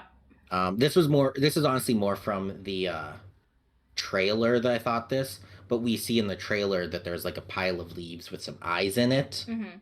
So I'm like, it's the Cheshire Cat. Yeah. But and we also actually in the intro, I didn't write this down apparently, but I remember in the scene with the Queen of Hearts, you see like the 3 eyes of that thing as well. So I'm like, is that the Cheshire Cat? Or from the trailer as well, the little rainbow cat voiced by Robbie Damon, is that the Cheshire Cat? Why not both? Why not both? Yeah. 2 Cheshire Cats. When one isn't enough. 2 volcanoes, 2 Cheshire Cats. Yeah, I mean, again, I don't know loads about Alice in Wonderland, so I'm like, these are like the thing. I don't really know much. I just know like characters. Yeah. So I'm like, I remember the White Rabbit. I remember the Mad Hatter. I know the Rabbit. I remember the Queen Alice, of Hearts. Queen of Hearts, the Cheshire Cat, the Jabberwock, apparently. Yeah. But yeah. The other thing that was in the intro as well is the like hookah bug lady. Oh yeah. I was like, I vaguely remember that thing from Alice in Wonderland. So I'm just kind of like, and there was the creepy bug lady with the poison in the intro. So I was just like, I feel like in my brain, I confuse Alice in Wonderland with the Wizard of Oz a lot. Like in my brain, they kind of cross over. I mean, they're very similar stories. But yeah, in my brain, I conflate the two a lot. Again, another movie I've not seen in a very long time. Yeah. I'm actually surprised that they aren't doing the Wizard of Oz with this land. Well, because the Wizard of Oz exists in Remnant, though. Like that's. I guess that's true. They're kind of Oscar Crow. That exists within the world. So, I feel like it would be weird if they did the same thing in this other dimensional place. When there's other fairy tales for them to explore. Wizard of Oz isn't even really a fairy tale. I wouldn't consider it a fairy tale. That's true, yeah. Although I guess it is. But it's not like a traditional, like, originated from the Grimm brothers kind of fairy tale. Yeah. It's not like a folklore story. It's, I don't even know where the Wizard of Oz really came from. It was a novel, wasn't it? Yeah, it was a fiction novel. Yeah. Obviously fiction. It was a novel, but it wasn't like written as a fairy tale. It was more of a story, just a fictional story. But yeah, I don't really consider that one a fairy tale, but I suppose it is. It's just not in the traditional sense. Yeah, I can't think of anything else with the. Well, we have Neo with her little teacup. Oh, yeah. And then she's got all the shadow people behind her. Oh, the return of the shadow people. Yeah. There were 9 of them. I don't know if that's important, 8 years, but I 9 years, them. And they're back.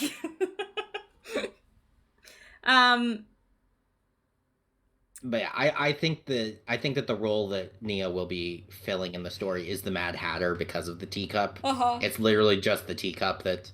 Well, and also like somebody pointed out that there was a scene in Ruby Chibi where one of her signs read "Mad as a Hatter," so like, and again, Neo as a child loved the story of the girl who fell through the world, so like, I have a feeling Neo's gonna feel really at home in this place. Mm-hmm. Well, Neo's an agent of chaos to begin with, and this place is basically pure chaos. So it's like, she's right in her element here. Yeah, I want to get into my theories so badly about Jaune and Neo because I feel like I have really interesting theories for this volume, and normally I'm like, I don't know, I got nothing. Let's see. The only other things that I have written are during the ending scrawl.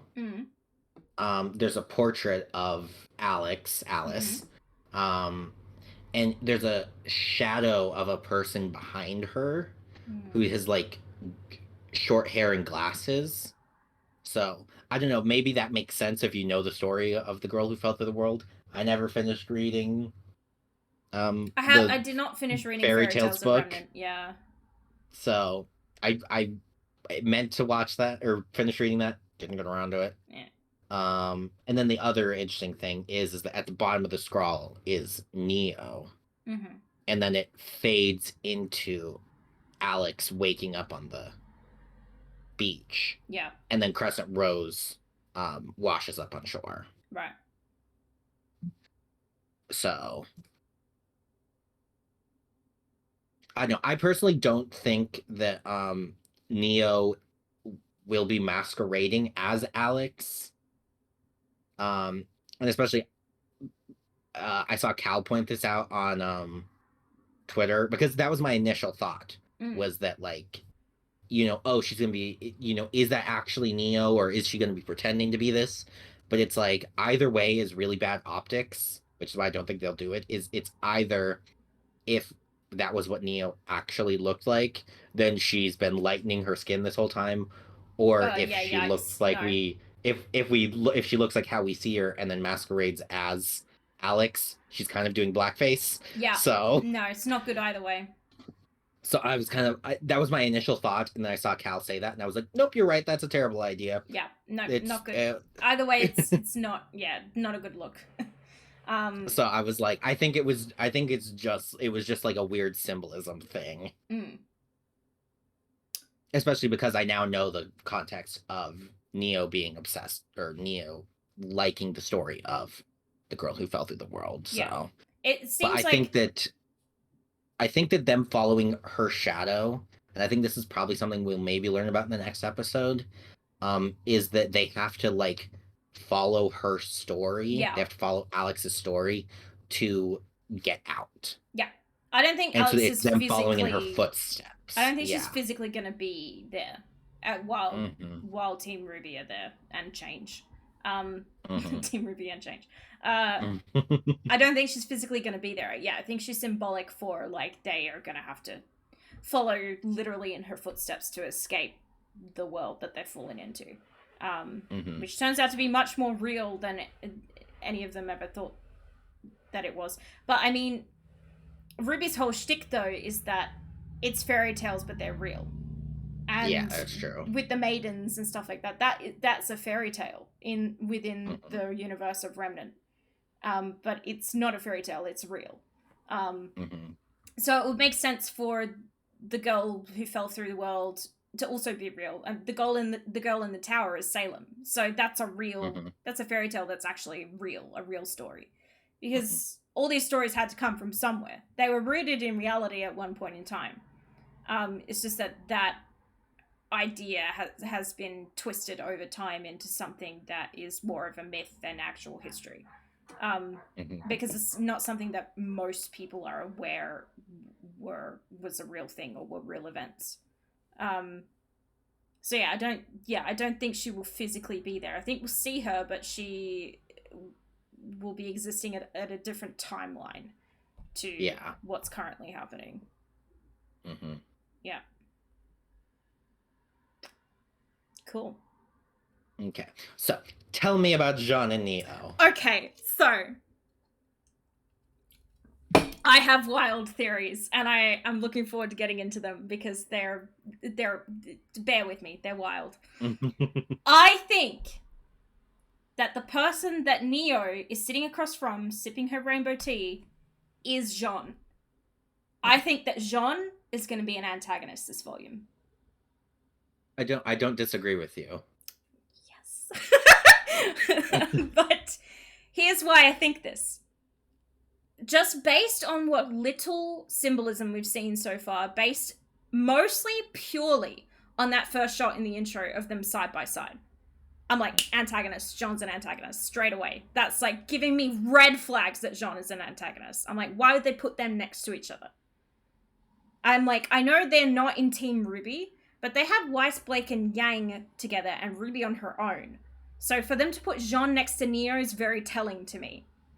That, like, these two are going to be not necessarily partners, but I think it seems to me that in the intro, that shot of her with the rainbow tea, it looks like Neo and Jaune are going to be striking some kind of deal, I reckon. I reckon they're going to be very heavily related to one another this volume.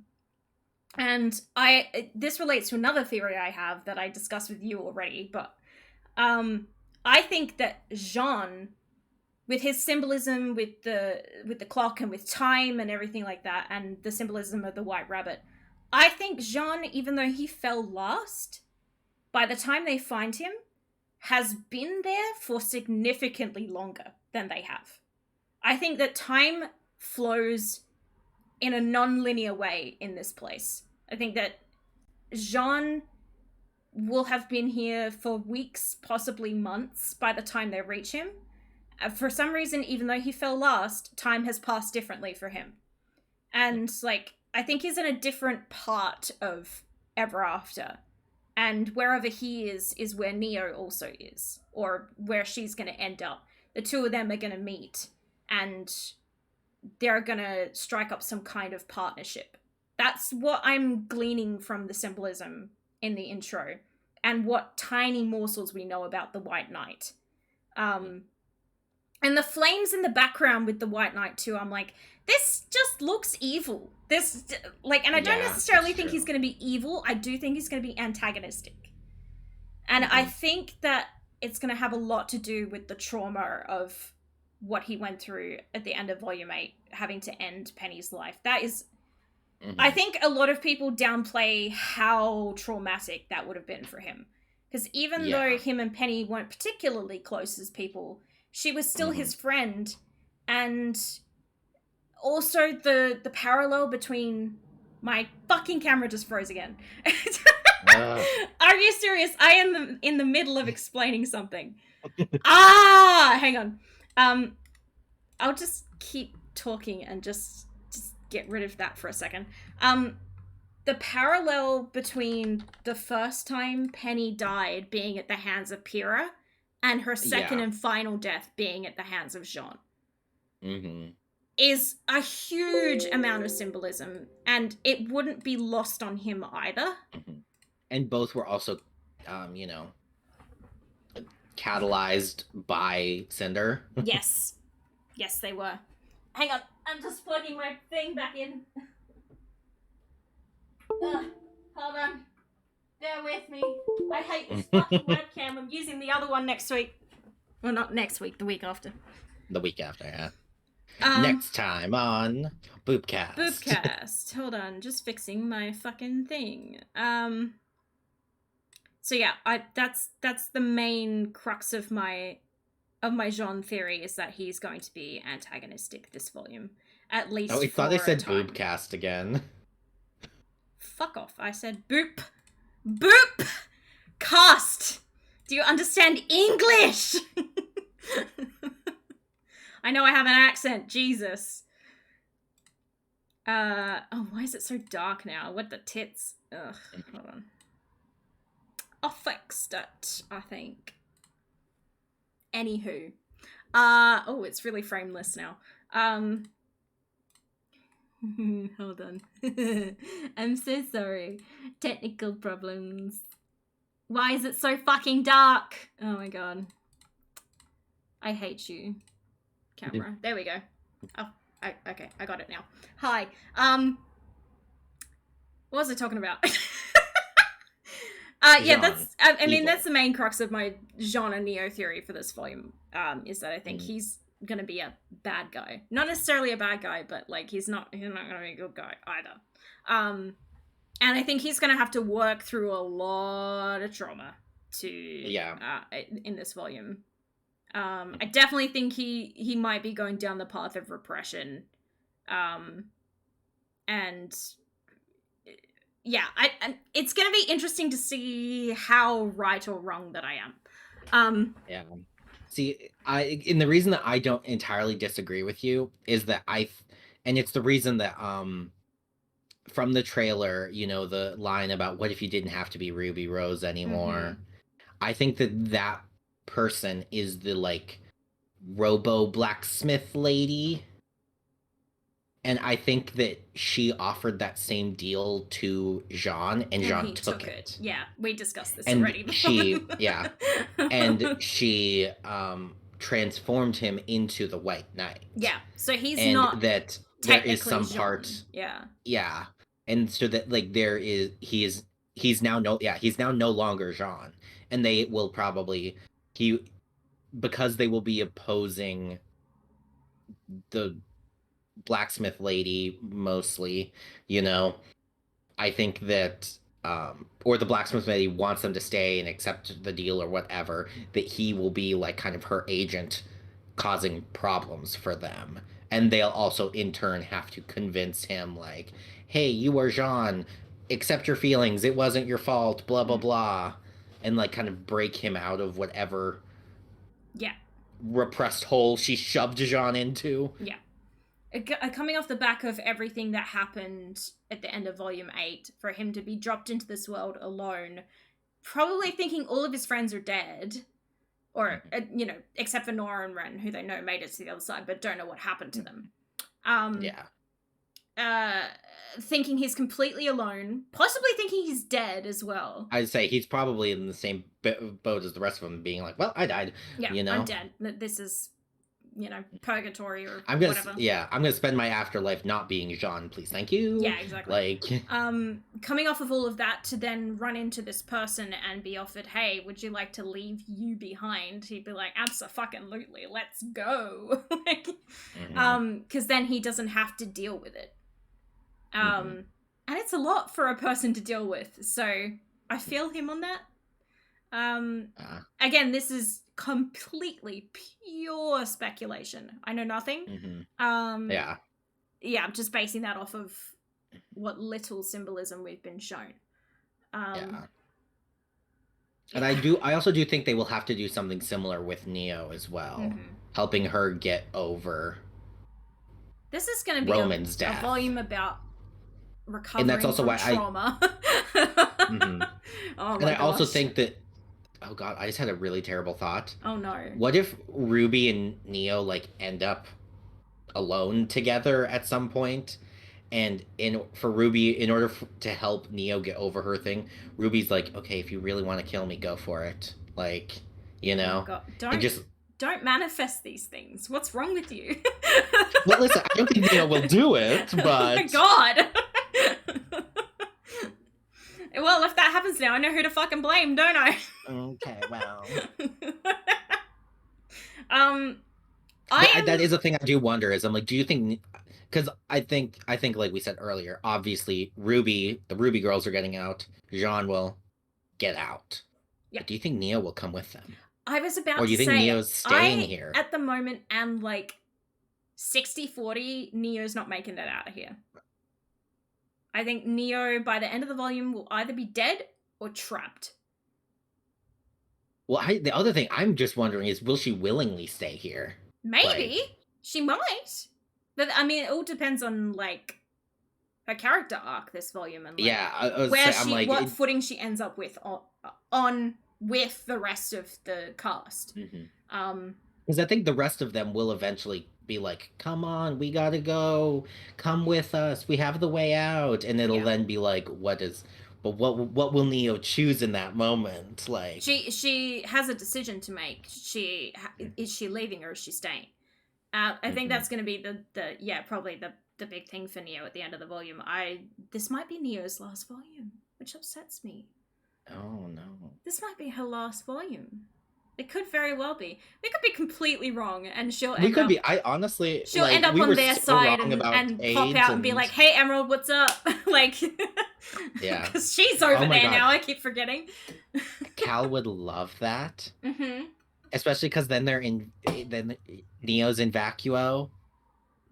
Cal would be so mad if this is Neo's last volume. I know. She dies or stays there. Oh... so many possibilities. It's such an exciting volume because it's so different from everything we've seen before. And the possibilities are quite literally endless. Like, anything could happen. Normal rules do not apply. Like, literally anything goes. And we know absolutely jack fucking squat. So, like, anything that we theorize is like, we could be completely wrong. And something completely opposite will happen. And we'll be like, all right, I was wrong, clearly. I have a couple more wild theories. I discussed one with you a little bit already. And I've just forgotten what the other one was. I just thought of it, and now I've forgotten what it is. That's really irritating. I just fucking thought of it. Oh my god. You know what the other one is, because we talked about it a little bit, and it pertains to the end of the volume. Right, yeah. And where I think... the volume specifically is going to leave us. The cliffhanger it's going to leave us on. Because I feel it coming. I feel it in my bones. It's definitely ending on a cliffhanger. I'm so scared, though, for that, because we haven't said this. Yeah, also, we didn't say this. RWBY's exclusively on Crunchyroll now. Oh, yeah. It's wonderful. Only 2 hours in. Yeah. Very good for RWBY, I think, because I was absolutely not going to pay for a Rooster Teeth first subscription to watch RWBY anymore. So that takes care of that for me, and I have a whole bunch of anime to watch now as well. That I definitely should have watched years ago and have not done yet. And instead I've just been rewatching Ouran. Love that for me. But financially gonna be good for RWBY's future as well, because it was looking very uncertain. So but yeah, I have more theories about that as well. But like, yeah, I mean, RWBY being on Crunchyroll, from what I've seen, doesn't bother most people, because most of us have Crunchyroll subscriptions anyway. So it's like, just stick RWBY on there. It makes sense.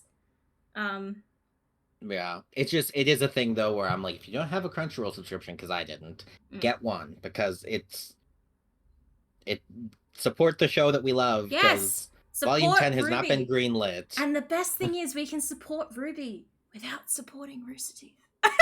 I'm sorry, Rooster Teeth, but you kind of suck right now. So, yeah, I mean, it's just a personal decision of mine that I'm not financially supporting them. So I'm like, for me, this show that I love and want to continue to love, now being on another platform where I can pay for that and be like, oh, fuck yeah. So I'm directly supporting the show. And the team that makes that show is a great alternative, honestly. And it just makes sense to put it on Crunchyroll. That's where anime is, and RWBY's like a sort of anime. Mm-hmm. I'm not going to call it anything more than a sort of anime. It's not an anime. Yeah. It is the sort of anime. That's the best that it gets from me. They get their green light so they can keep making volumes. Well, we have theories about the show's future, as far as the remaining volumes or volume is concerned, because we reckon volume 10 is going to be the last volume. I still don't necessarily agree. I think they could make volume 10 the last one. Okay, I'll rephrase. I think volume 10 is going to be the last volume. You think volume 10's it. Yeah, I think that's it. I think it might be a slightly longer volume. Maybe like 12, 13, 14 episodes, but like longer than this one anyway, because this one's only 10. Yeah, I say this is a short one. Yeah. A normal length volume then, if you will. Mm-hmm. I think that by the time of where we end up at the end of this volume is going to be setting us up for the end game of the show. Yeah. And whether that lasts a volume or two is up in the air right now, especially because the future of the show is so up in the air. Mm-hmm. But I think it would be unwise for them to not try and wrap the show up with volume 10. I think it would be very unwise to not plan for that eventuality. Just because the future of the company and the show is so uncertain. Yeah. Nothing's promised now. So I think it would be smartest for them to try and wrap the story up in one more volume. And I think I have an idea of how they're going to do that. If that is what they end up doing. As far as my theories for the end of volume 9, I almost said 8, 9. I have a crazy theory that I discussed with you a little bit. That I think when they pop out of Ever After, it is going to be a significant amount of time in the future from the end of volume 8. I think it will be months, possibly years later, when they pop out. I don't think they're popping back out and no time has passed at all. I don't think that's going to happen. It might. I don't think it will. I think it makes sense that they would time jump at the end of this volume. I think the way they're going to end this volume is they pop out and the world is in complete chaos. Salem is about to, like, win, basically. And now, oh shit, we're at the end of days. They've been gone for 6 months, a year, 2 years, however long it might have been.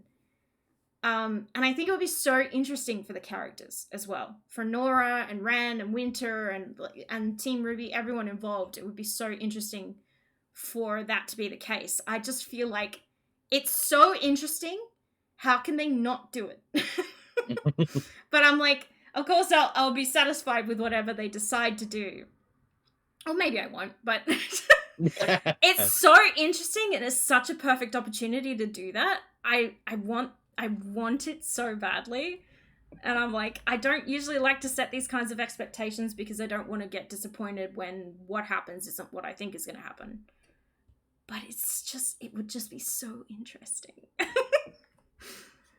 See, and this is the thing. I don't necessarily agree with you, especially because I'm like, I think there will be a time jump.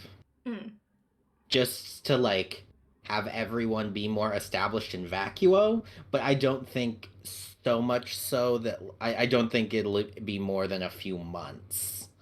I reckon it'll either be a short amount of time or it'll be like 2 significant years. Yeah.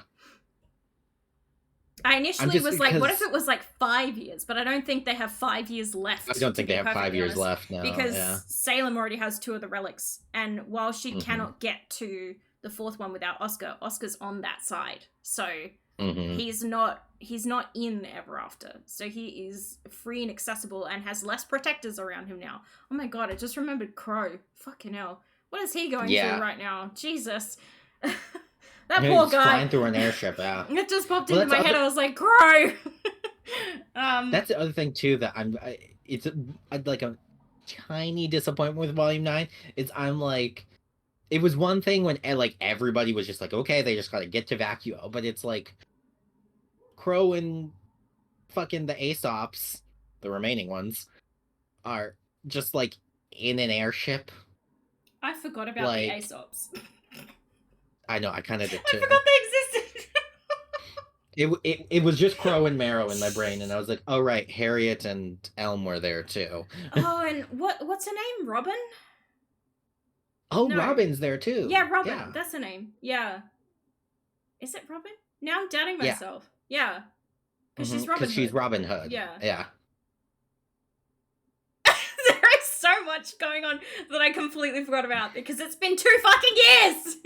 I don't remember anything, and I haven't watched Volume 8 recently. I know. I really need to rewatch Volume 8. At least the ending of it, but yeah. But yeah, that's why I'm kind of like, I don't know how much time they would jump, because it'll either be a couple months or it'll be a few years, and there won't be anything in between. Yeah. Because the other thing is that, you know, if you watch the Boopcast, you know my obsession with the Great War. Mm-hmm.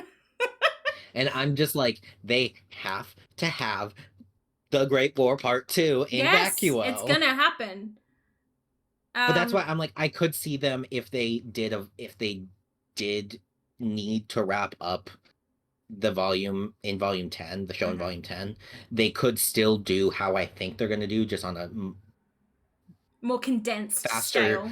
Yeah. On a quicker timeline of, like, you know, if they have 12 episodes, like episode 8 is like the big Great War reenact, you know, part 2 thing, and then like the last 4 episodes are the return to Vale, stop Salem from getting the Relic of Choice, blah blah blah. I did also, actually, that's just because I brought up the Relic of Choice, I did see an interesting theory. I don't necessarily agree with it, but somebody said, what if the Relic of Choice is in Ever After? I don't think so, but that would be interesting. And that's why, like, you know, because he said that Vale's vault wasn't like the others, or blah blah blah, you know. Like, wherever he's hidden it, it's not on Remnant. I'll tell you that much. Yeah. He is not hidden it physically on Remnant. It isn't there. Mm-hmm. And so that's why people are like, what if it's in Ever After? It could be, or it could be in a similar dimension to, it could be in a dimension like Ever After. Mm-hmm. Interesting. Never Before. I hate you. Never Before.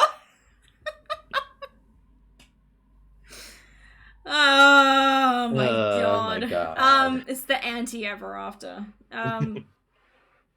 Everything's just upside down. It's like Australia. The toilets flush the other way. Do they actually? I don't know if that's a real thing. I don't know if that's a real thing either. I feel like that's just a thing that TV tells you that isn't actually real. Propaganda. Yeah, it's toilet propaganda. What the fuck were we talking about? I don't know. Did you remember your other theory? I didn't, and it's driving me crazy. I don't know what it was now. Fuck. Because that thing is, I don't know how this volume's gonna end, is the thing. I know they're getting out. It has to do with the tree. See, I got the end. I think maybe the gods will be involved, or one of them will be. Although I don't necessarily know, because, you know, they can't really interact with the gods before they get the 4 relics, and then if they interact with the gods prematurely, like, they could just go and universe is gone. So I don't know. I keep forgetting about Judgment Day, that's the thing. I also think that with the Great War parallel that you're talking about, if there's a second Great War, they're absolutely going to lose. They are so outgunned and outmatched, it's not funny. They are going to lose that fight. And I think the like final act of the series, like you say, is going to take place in Vale, and is the fight for the final relic, basically.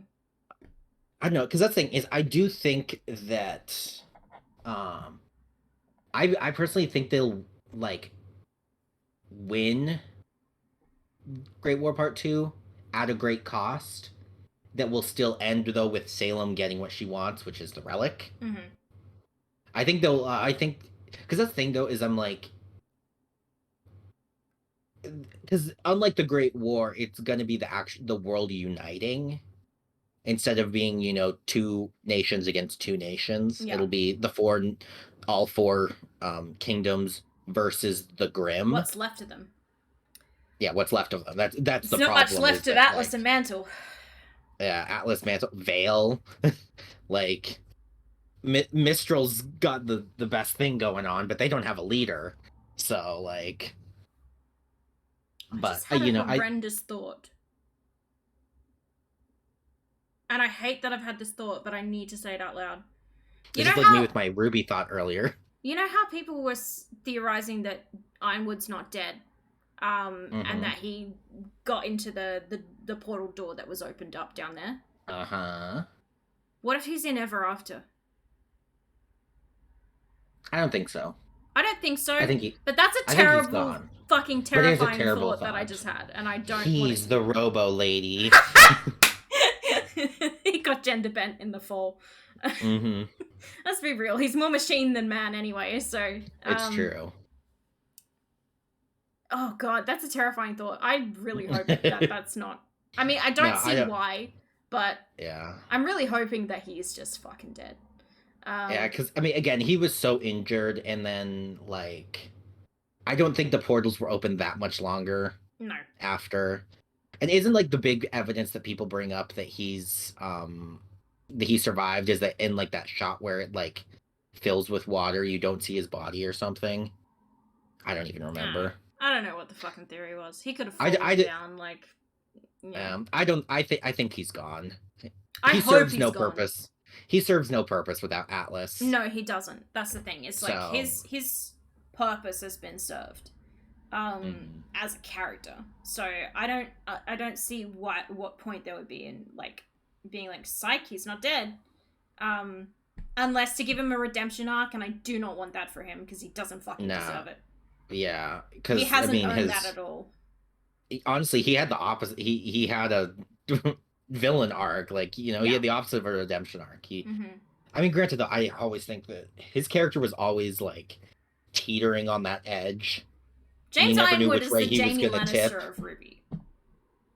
And he just tipped the wrong way. Yep. Salem went boop, and he went nyam. Literally. She literally did. She has that effect on people. Just generally. Yeah, I can't remember what that other theory was now. I'll probably remember it at some point in the future, but write it down. When I do, yes, I will write it down. Yes. But yeah, I hope at least I'm at least partially right in my theorizing, because I feel like it's so interesting that I'm like, and I really have no other ideas. I'm like, I really don't know where else they could be taking this, so I don't know. We'll find out, but...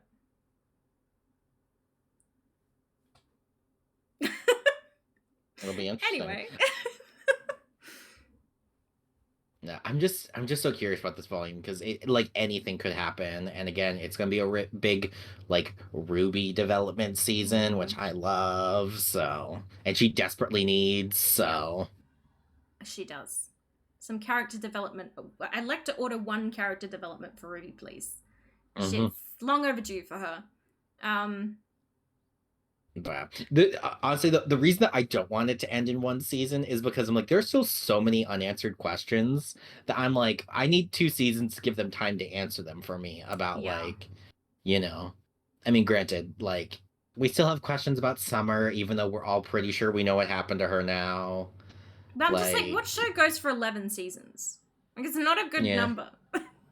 10 is nice and rounded, Yeah. I'm like, I feel like it would make sense. They give us 24 episodes of season 10. There we go. Okay, well, that's not gonna happen. Not in your wildest fucking dreams. This is not Attack on Titan. We don't do final season part 3. That's not a thing. Thank God. Yeah, no, truly.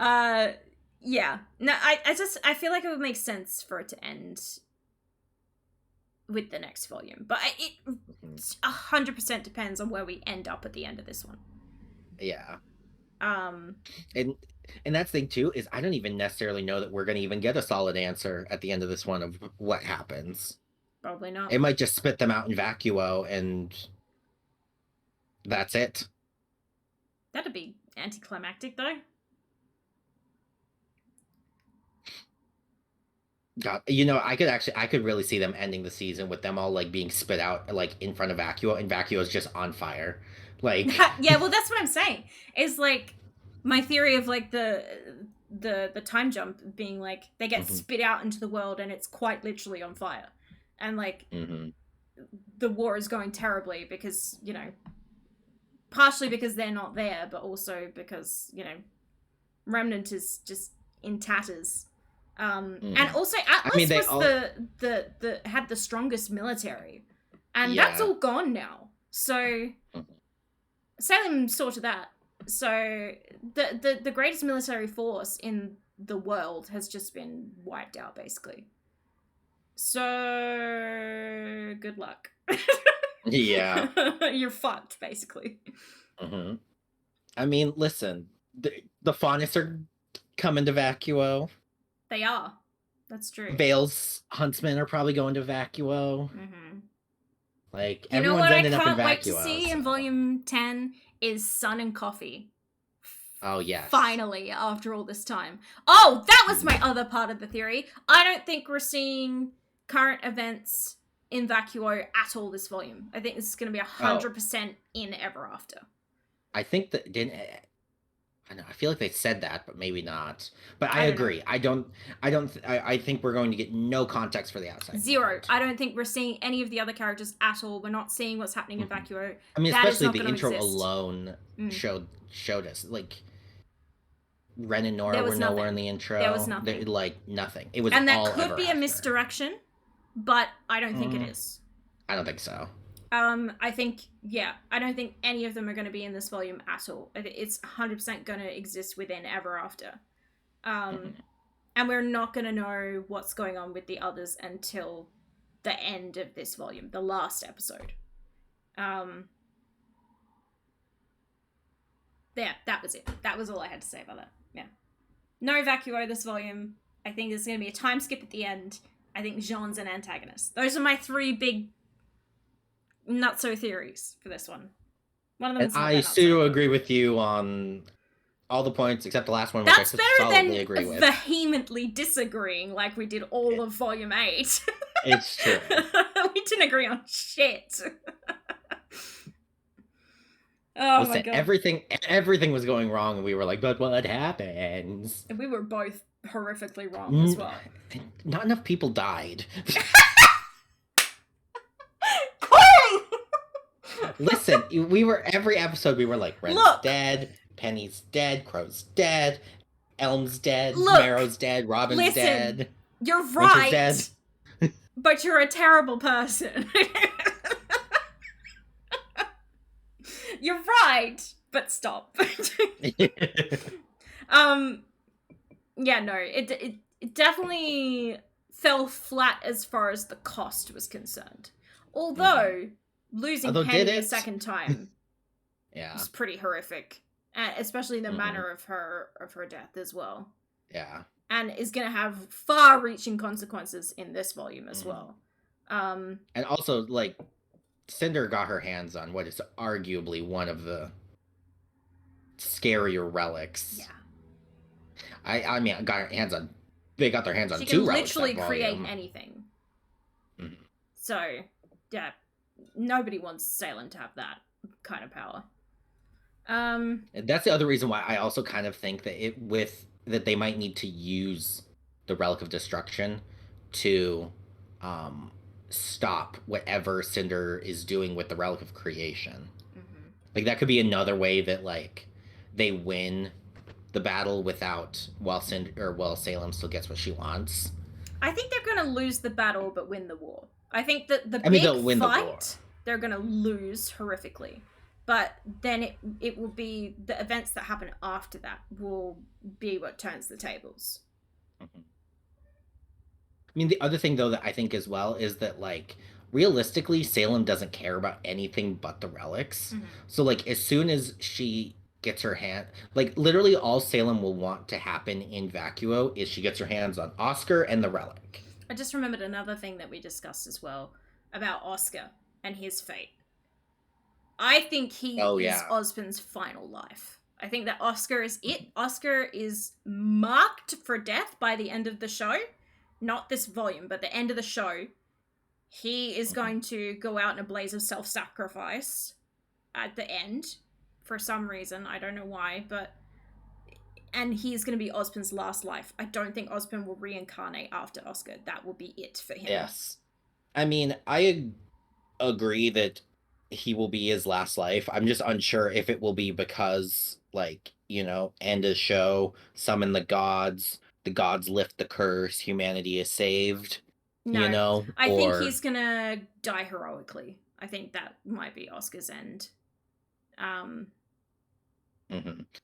Because it just, I entirely am like, do we let Oscar live out his life, or do we let Ozma move on? Like, you know?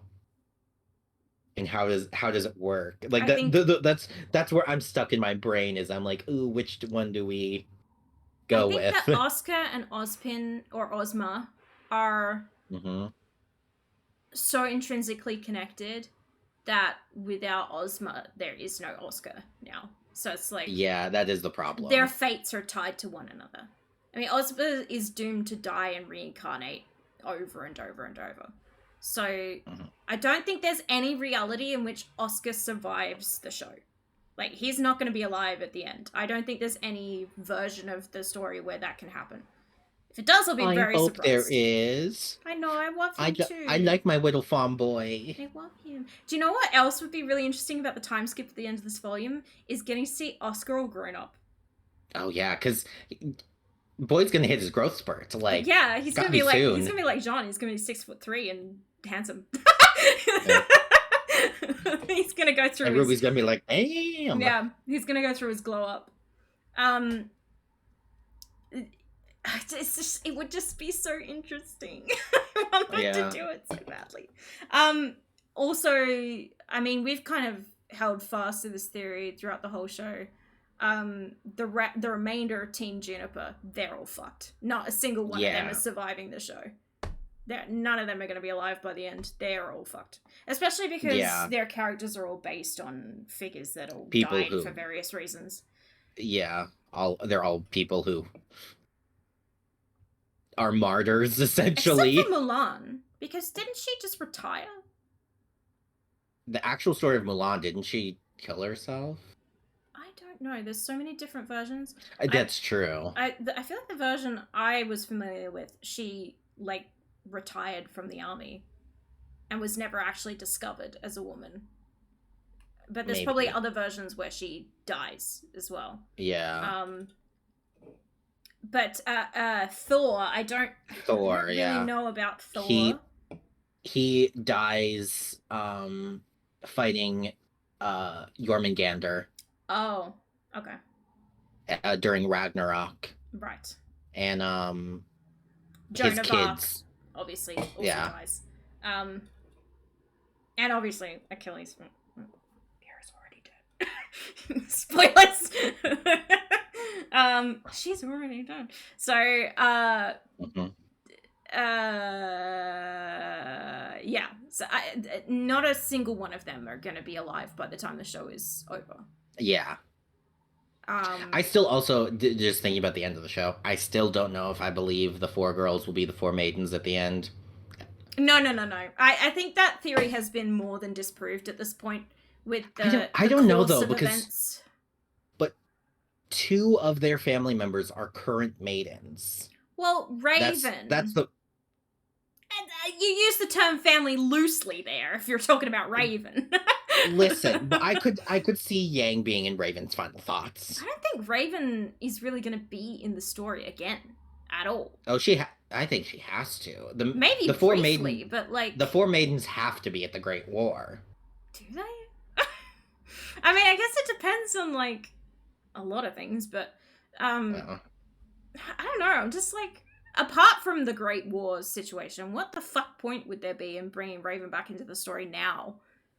I mean, unless it was I think like I think we're getting I think we're I mean again I think we're getting like everybody reunited for the Great War and then losing a lot of them. But all 4 of the maidens are probably fucked. Let's because be I'm like honest. we're gonna see. Well, I was about to say we're gonna see Port. Maybe not. Have they recast Port? I thought you said Pork. I was like, who the fuck is Pork? No, they haven't recast him because he hasn't been in the show since Yeah, I was gonna volume say 4. So they haven't haven't recast recast Oobleck either. Or Or Glenda. No. Glenda, yeah. All 3 of their voice actors are no longer at Rooster Teeth, so but I'm sure we'll see them. To be the very least, we'll see Glinda, because we'll see everyone at the end. Like I guess it's just a matter of do any of them speak. Yeah, I think Glinda will speak. Probably. I think she's too important not to be recast. The others, they could just be voiceless. Yeah. Just people in the background fighting. It would be very cool to see spring, summer, and winter versus fall. Yeah. Also, how is Cinder going to take on 3 fucking maidens by herself? She's not going to do that. I know, right? I mean, she's had 2 one-on-ones at this point. And she lost? She beat Amber, though. She beat Amber, but that was 3-on-1. And she killed Oz as well. When he was at the peak of his, like, physical ability. That's true. She fucking killed him. So, and he's the one who gave the maidens their powers in the first place. To be fair, well, but he gave up a lot of his power to give them. He did, but I still think he's the most powerful. Probably not at the not currently. Here's the thing: I still kind of believe that he might have. There might have been a little element of self-annihilation in Ozpin's fate. We didn't see what happened, so. I'm still annoyed about. Yeah, it's true.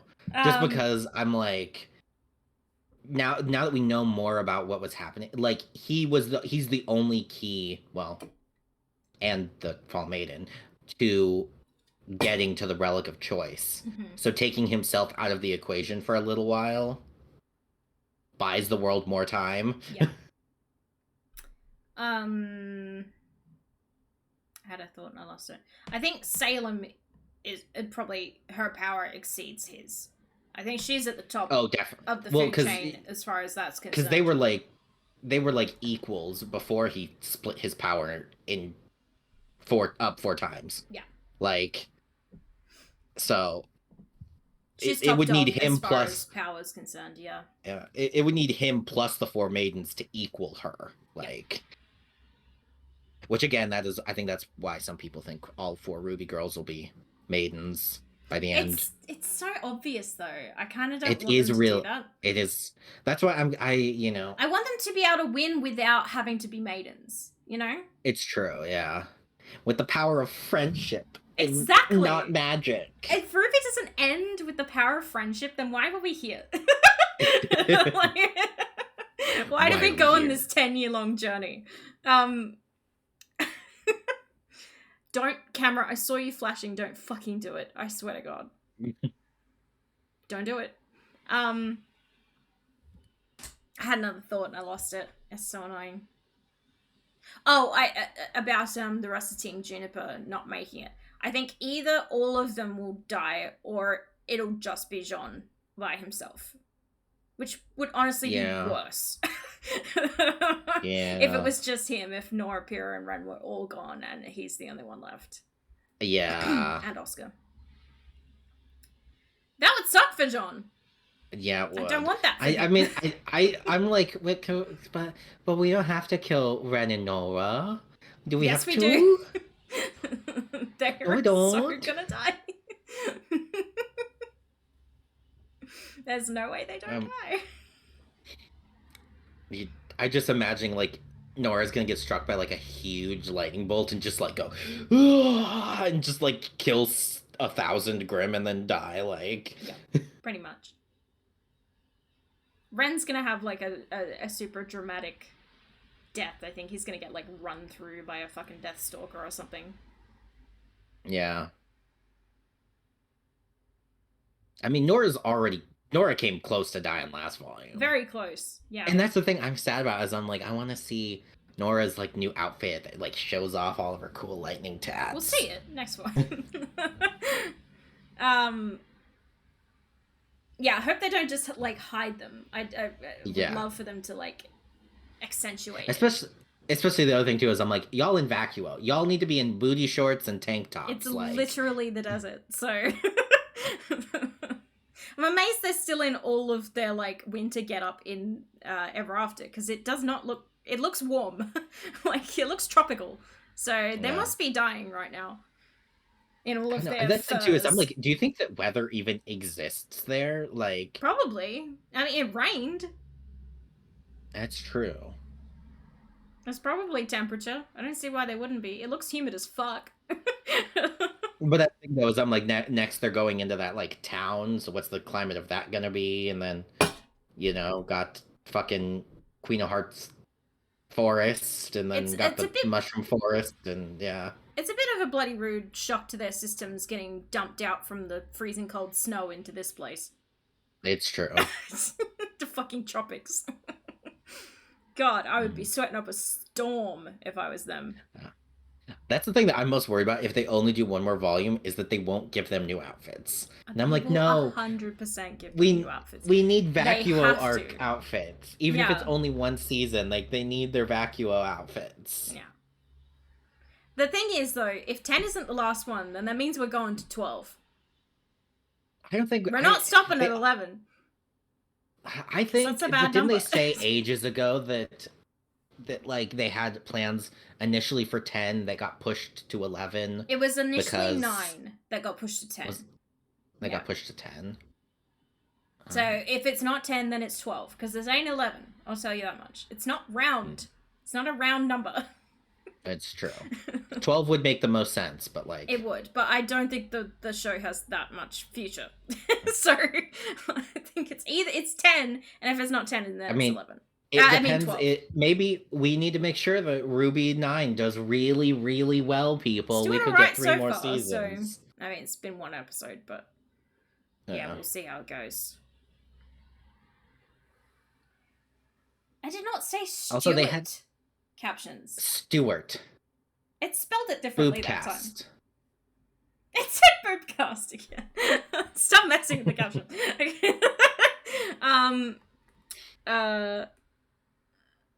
Yeah. I mean, I got nothing else. Yeah, I don't think I have anything else either. I mean, we could just keep reiterating like what we think is going to happen at the end, but again, we don't. The episode itself did not give us much to work with. No, it was quite short.